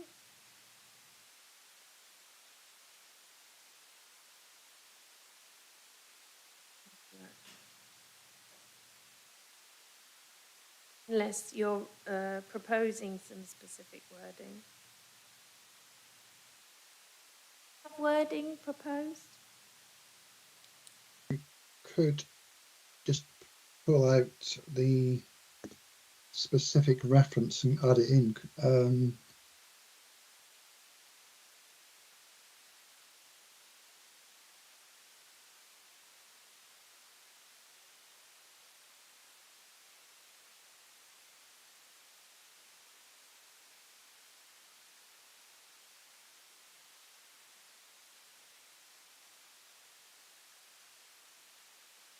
Strictly speaking, councillors, we should do amendments then substantive. So should we assume that we in fact void the last vote, we're back in neutral, and then councillors may want to decide on the form of wording, vote on it, whether you accept it or not, and then move forward to the substantive, just to clarify the process.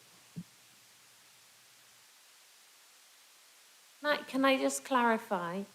Are you saying in LS2, in the bullet points, point 2, create campaigns and encourage businesses to design their products and packaging in ways which will promote reuse or enable reuse as the first one, reduce public waste, including recyclable by default? Yeah, So- absolutely. Yeah.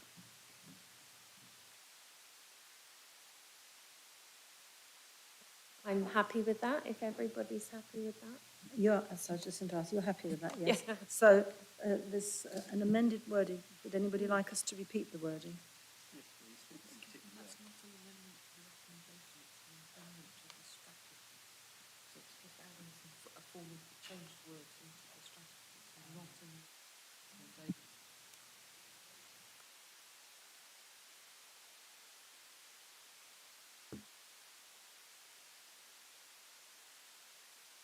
Okay. Yeah, as they are. So the recommendation as outlined stands, but we just have an amendment to the wording in the strategy. Can I just have a show of hands if you're happy with the amendment to the wording in the strategy, please? Yep, that's all, Chair. Yes, so that's carried. Thank you very much.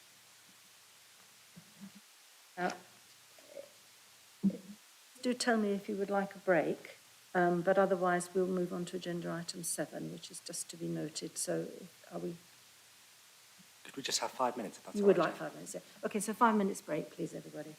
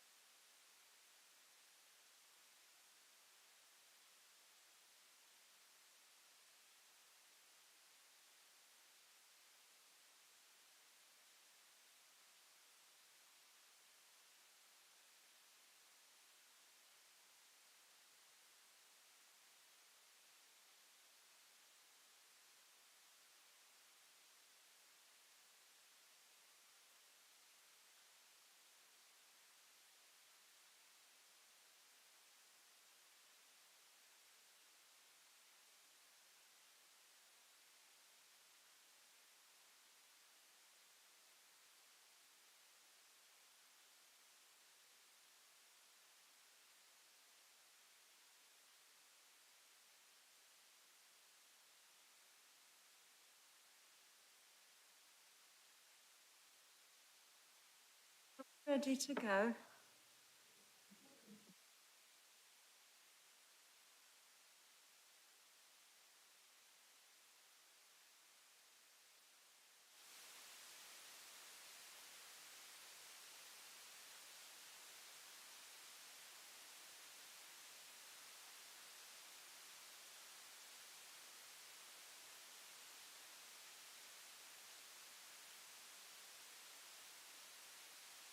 Sorry, my mic's not on. Welcome.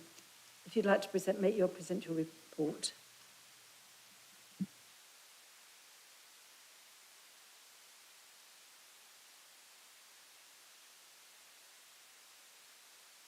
Hello, Bode, would you like to present your report for item 7? Thank you.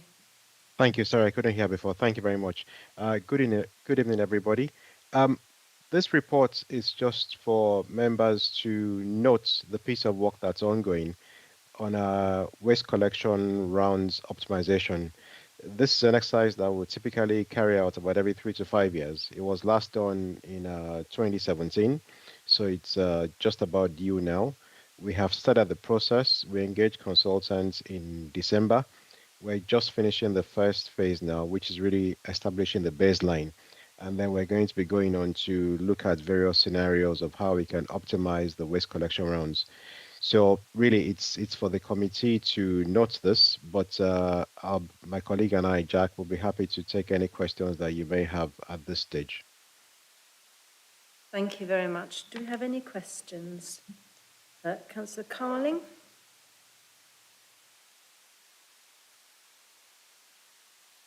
Councillor Swift. Thank you. Yeah, I was just wondering how we envision the expansion of the 4-day week into the shared waste service after the route optimisation process is done is likely to expand on, is likely to impact on the delivery of services going on there. So the 4-day week is only one of several scenarios that we're going to be modeling.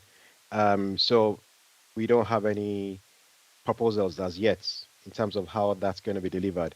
We had hoped that when we come to the committee today, we'll have those results, but we're running about a few weeks behind on that modeling. So we're going to bring the results of this ongoing work back to this committee, another committee in the next few weeks. So like I said, the 4-day week is only one scenario. We're looking at several scenarios.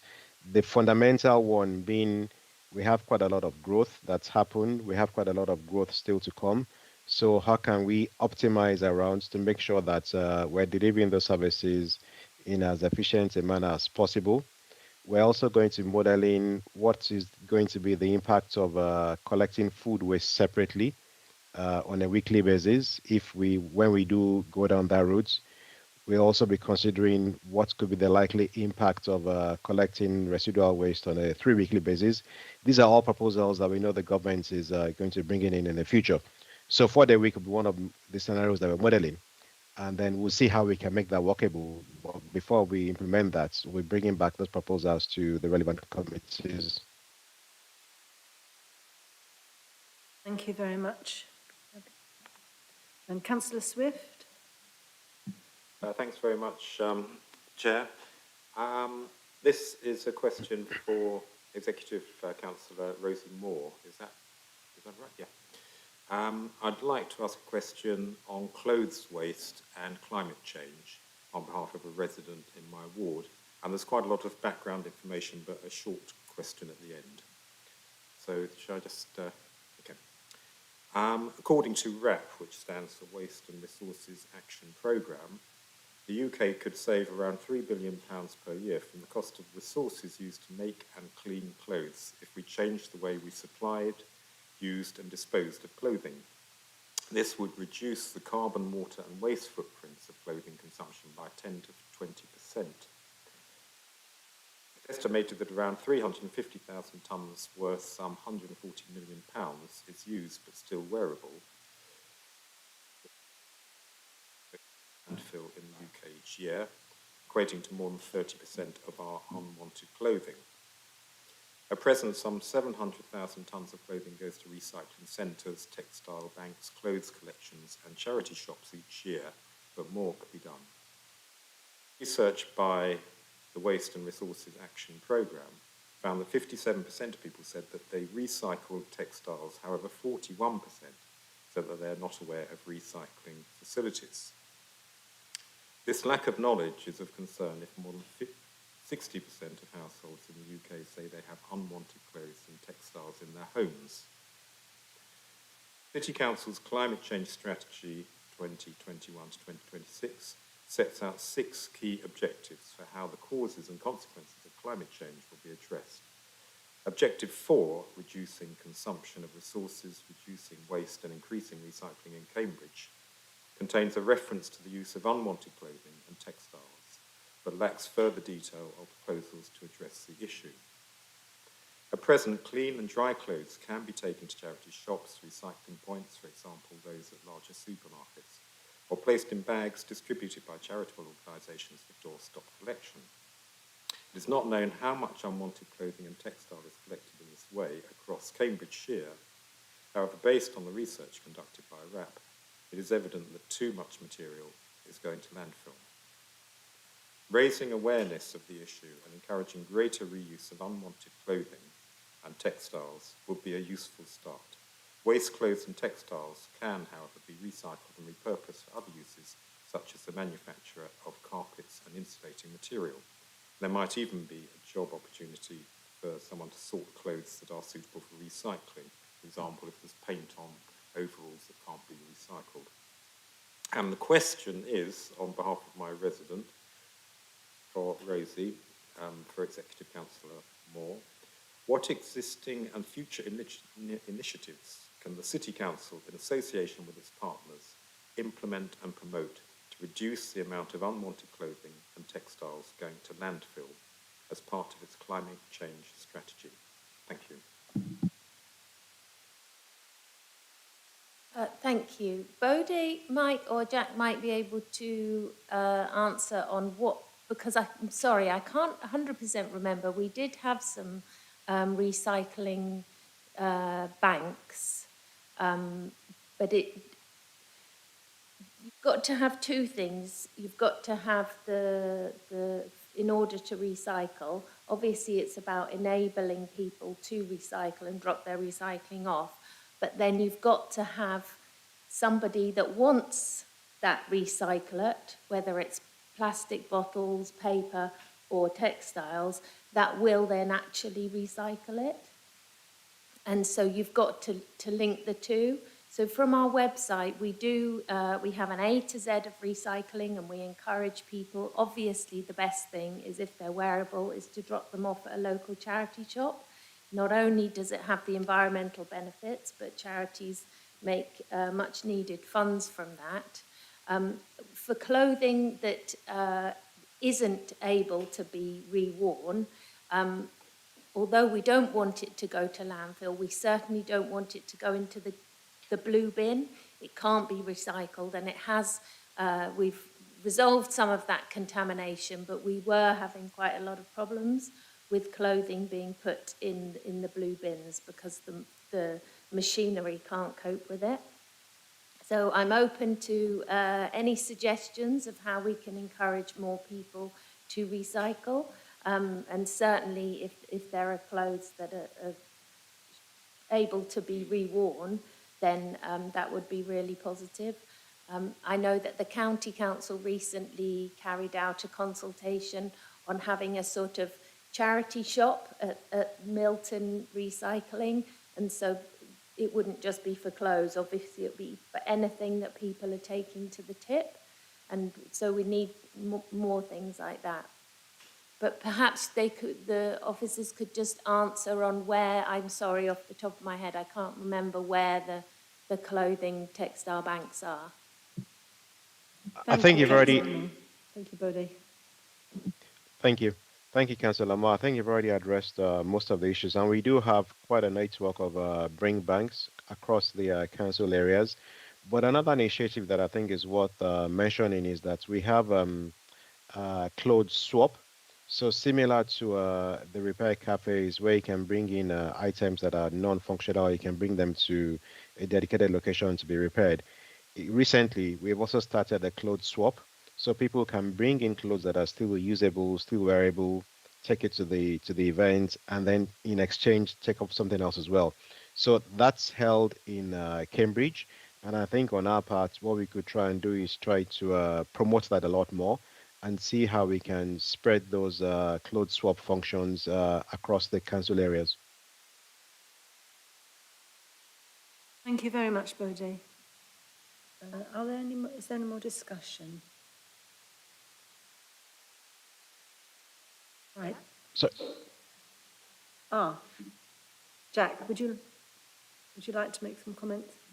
Thanks. Yeah, just to piggyback onto what Bode said, agreeing with that, and we have recently in the past run campaigns on textile recycling, as well as what is already on the websites and things, social media, and it is a thing that is in our forward plan also to target textiles because we know that that's one of the not necessarily one of the most voluminous items in the blue bins that's contaminated, but it's certainly one of the ones that has the biggest one of the biggest impacts in terms of water and its CO2 equivalent impact. So in terms of campaigns material, we will be starting to redo some of those campaigns as well. So then in the next sort of few quarters, that will be something that as a partnership with Recap, we will be doing.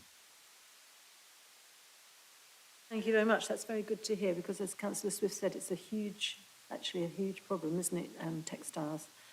So that, is everybody happy now? So we are just asked for the Executive Councillor to note what's happening with the changes with the waste services. Are we all happy with that recommendation? Yeah. Thank you. So are you happy to note that, Councillor Moore? Yes, I am. Thank you. Thank you very much, everyone. So we move on to agenda item 8 now, which is the review. And thank you, officers, very much for your contribution. Thank you. Review of Alcohol Public Spaces Protection Order. And our presenting officer for this is Kerrin. Good evening, Kerrin. Thank you very much. Good evening. Hi, everyone. So antisocial behaviour, or ASB, has a big impact on people's quality of life. And it's understandable that our residents experiencing ASB want something done about it. This report focuses on alcohol-related ASB at Petersfield Green, Mill Road Cemetery and the front garden of Ditchburn Place. These areas are currently covered by a Public Space Protection Order, or PSPO, as shown in Appendices A to C.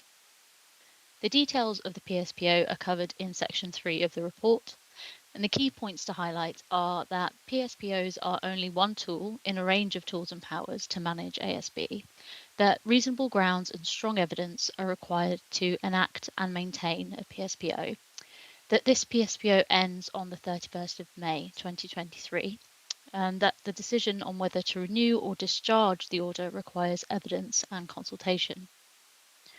Our consultation involved local people, ward councillors, police, and was shared with support services. Our evidence and consultation showed that only 2 reports to the police and council about antisocial drinking on the sites were received in 2022, that 69% of consultation respondents either did not witness antisocial drinking last year or witnessed it less than once a month, and 80% of respondents supported antisocial drinking being managed as proposed in Recommendation 1. So the Executive Councillor is recommended to 1. Support the new approach to managing antisocial drinking, which involves weekly patrols of the sites by the Council's new Street Life Support Officer, more engagement with street drinkers, support services and local interest groups to prevent ASB and support community cohesion, and that where needed, will use intelligence gathered by officers and police as evidence for necessary enforcement action.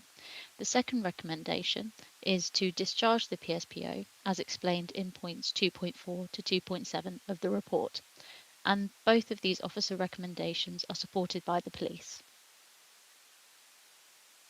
Thank you very much. And apologies, I should have said that Kerrin Jelly is our Community Safety Manager. Thank you. Is there any discussion? Would anybody like to ask questions? Councillor Holloway? Councillor Howard? Councillor Holloway, would you like to start, and Councillor?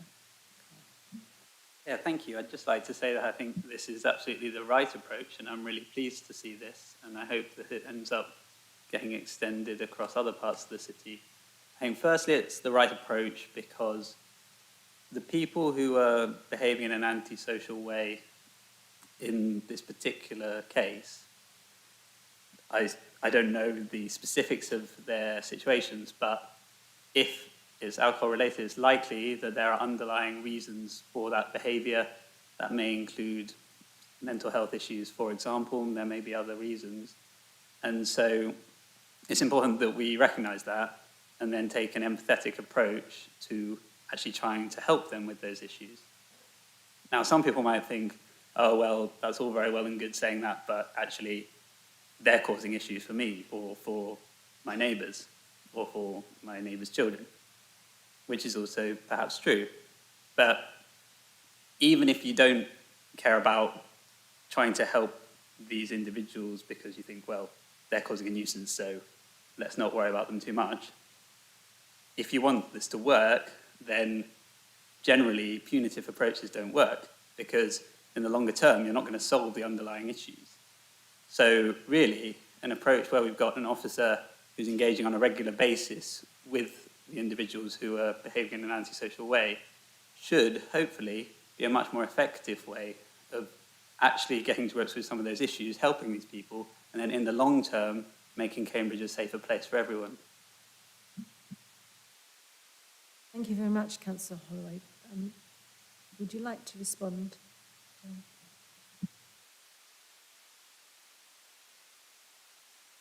Is that for me? Apologies, yes, Karen, would you like to respond? Yeah, so this new approach does mean that we'll have a proactive presence on the site. It will give us more opportunity to engage with people street drinking, often who have substance addiction challenges and mental health challenges, and to get them access to the support that they need in the first off, and then where is necessary because of the impact on the community in terms of antisocial behaviour, we'll also have stronger evidence base in terms of any enforcement action. Thank you very much. Councillor Howard. Yeah, thank you, Chair. It's quite similar to Councillor Holloway's thoughts there, actually, but observations is this report shows a comprehensive collection of data regarding residents' views on drinking in public places, and also the data collected by enforcement officers. However, there is no report on the views of individuals who take part in said drinking or near these areas, in other words, areas currently where drinking is not permitted, or the details of the interactions between these individuals and the street light support officer. Many of these individuals may be highly vulnerable people. Similarly, we do not have evidence that they have had their views canvassed on the proposed benches, although it's reasonable to think they would support the removal of the PSPO and addition of benches. There is no evidence, according to this report, that they have been included in the decision-making process. We support the removal of this PSPO, but ask that we specifically engage with and report on the views of those who take part in drinking alcohol in this area, as understanding their position and perspective and not excluding their views from a report like this is essential to achieve the vision of, quote, one Cambridge fair for all. If we understand their position, situation and motives better, we may be able to work better towards a solution that benefits all local residents. Thank you, Councillor Howard. Would you like to respond, Karen? Yeah, of course. So our street life support officer has started the patrols already, and in that did engage with people who were drinking on Petersfield Green. They weren't behaving in an antisocial way. The officer was able to have a conversation with them about the proposed benches. They were very supportive of the idea, and actually explained that that's why they're often on the steps of the green, because there aren't the benches available. So they were supportive of that, and they were engaged with by the officer. The patrols in the areas covered by the PSPO are new in terms of the street life support officers' work, but they have done a lot of work in the city centre, and they've built up a rapport with people who are part of the street life community there, often who experiencing the same type of substance use challenges. And so we're really confident in terms of that approach and the successes that we have had so far in engaging street life communities. We also shared the consultation with all of the local support services, such as Jimmy's, Winter Comfort, Sirenians, all the support services that form part of the multi-agency Street Life Working Group, and they were encouraged both to respond as organisations, but also to encourage their service users to respond to the consultation. Thank you very much. And Councillor Carling, you have a question? Thank you. Yeah, I think you've partially answered this actually, but I was just wondering if we could kind of have a bit more information on the work that the Street Life Support Officer has been doing already, and just whether we've seen any progress so far in the areas that they've been working in. And this is kind of, I suppose you have answered already, just to kind of say, you know, how successful have they been kind of in the specific area that this PSPO covers, and sort of any other engagement that they've had with the Street Life community in the area would be useful to hear about. Thanks. So the patrols started on the 2nd of March. There have been 3 that have been completed thus far, and on one occasion, as I mentioned, they engaged with people who were street drinking, but they weren't behaving in an antisocial way, and so it offered an opportunity for engagement about, as I said, what they thought about the benches and the proposal, and also their, kind of managing and checking in on the behaviours to prevent them becoming antisocial. In terms of the Street Life Support Officers' work in the city centre, some of the feedback that we've received from partner agencies is well, all of the feedback's been positive, but to highlight some of the specific feedback, it relates to the officer often being in the immediate vicinity of locations where there's been the potential for instance of antisocial behaviour have regularly occurred, and spotting problems before they occur. That's one of the things that one partner has fed back. Others have noticed the big impact, and in terms of the approach, this is, and I quote about the officer, they're able to communicate effectively with people from all walks of life and does not shy away from tackling issues at hand.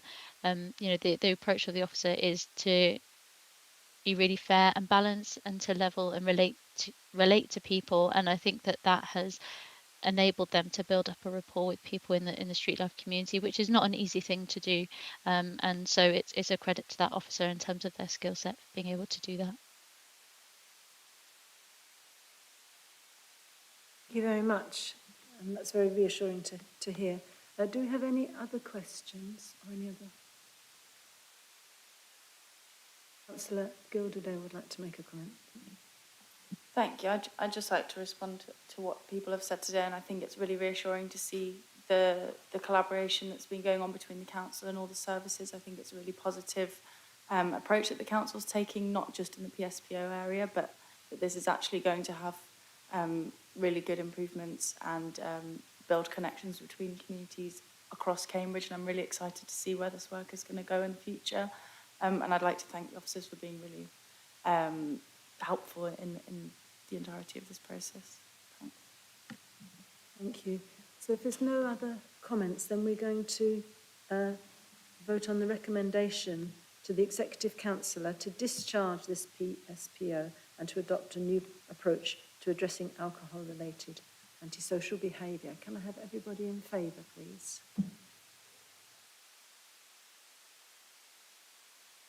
It's unanimous, Chair. Thank you very much. And Executive Councillor, are you happy to accept the recommendation of the committee? Yeah, thank you very much. Thank you very much. One moment, please.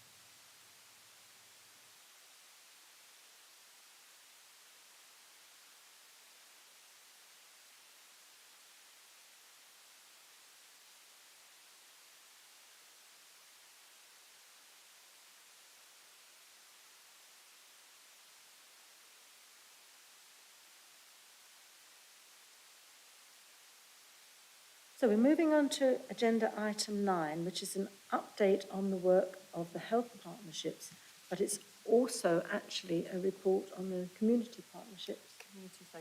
Community safety partnerships. So at the end of our discussion, I will ask for, that the recommendations are accepted, assuming that we agree them, by both Councillor Gilderdale and Councillor Healy. Okay. Our presenting officer is Graham Saint, who is the strategy officer. Okay, Chair, I will. Oh, thank you very much. Thank you. Present. So this is a regular update report that you receive annually on our partnership working, and it's covering two key partnerships that we are involved with. The first is around health and wellbeing, and the second is the community safety partnership.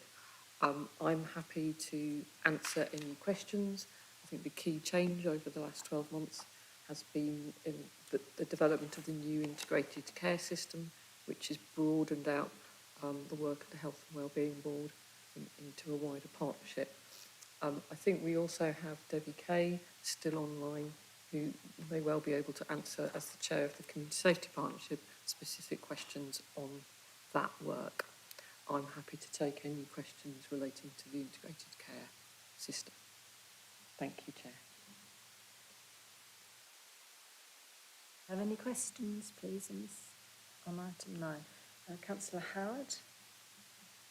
Could I direct a question to the Executive Councillor for Equalities, Anti-Poverty and Wellbeing, whether they oppose the ongoing privatisation of the NHS, as campaign groups such as Keep Our NHS Public have raised concerns that the implementation of the ICS system could accelerate ongoing privatisation?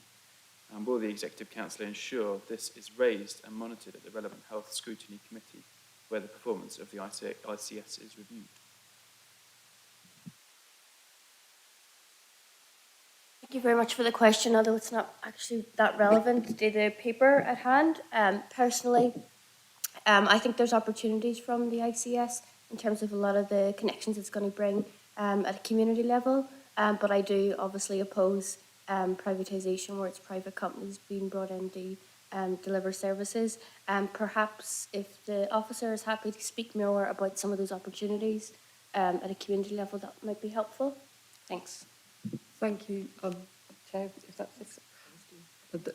The real opportunity that is coming here is from our ability to promote and work on the social determinants of health. A lot of the work that we do as a district council around housing, environmental health, communities and community safety and community wellbeing are really critical factors in people's health and wellbeing. I think clinical factors only account for, say, 20% of people's health.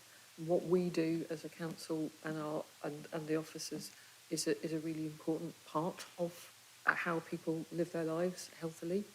And this is a real opportunity for us to be able to take that position, that message, the work that we do into discussions with our more clinical colleagues. And this work has been really developing over the last 12 months. We've had funding. You'll be aware, hopefully, of the work we've been doing around heating and health. That funding was in place through as an early opportunity to develop community engagement, and it's been bringing together community groups, providing funding out to community groups and working with our own staff and health colleagues to look at how we help people improve their health in their local environment. We are very much hoping that we will be able to extend that work.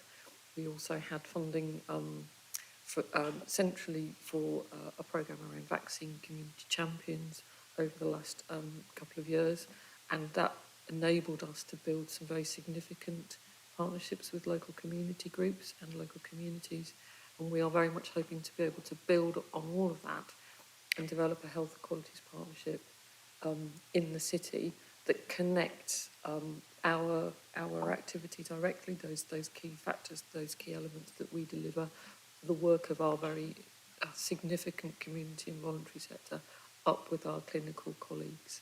And this is a real opportunity that we haven't had previously to change the way that our whole system thinks about people's health and well-being. So from the kind of the operational side of the move towards an integrated care system, there is a lot of benefit and opportunity for us as a district to be able to take the work we do into helping in that whole system around people's lives. Thank you. Thank you. It's very exciting development. Councillor Divkovic and then Councillor Holloway, beg your pardon. Thank you. How far is this strategy and partnership aligned with the general aim or goal to deal with the growth of Cambridge as a whole and to deal with that capacity and the increase in population in the city?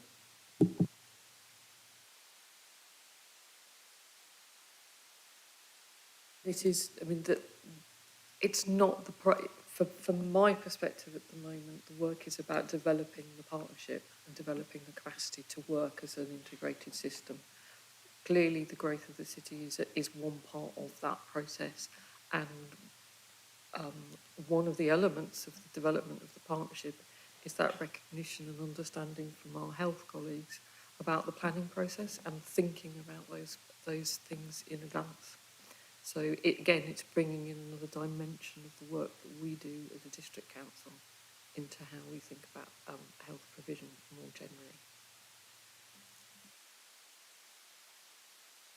Thank you very much. And Councillor Holloway.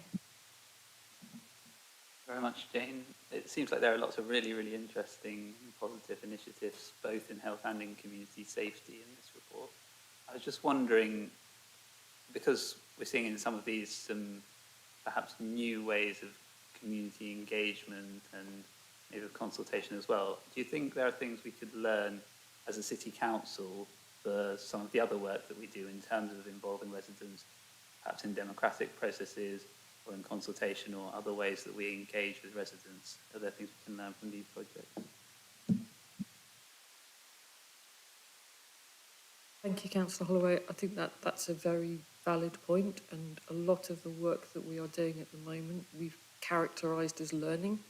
It's the first time we've done quite a lot of these kinds of ways of working. So there are, certainly from an officer perspective, we are looking very carefully at what we're doing, how we're doing it, and what learning we can then bring into other areas of the council's work.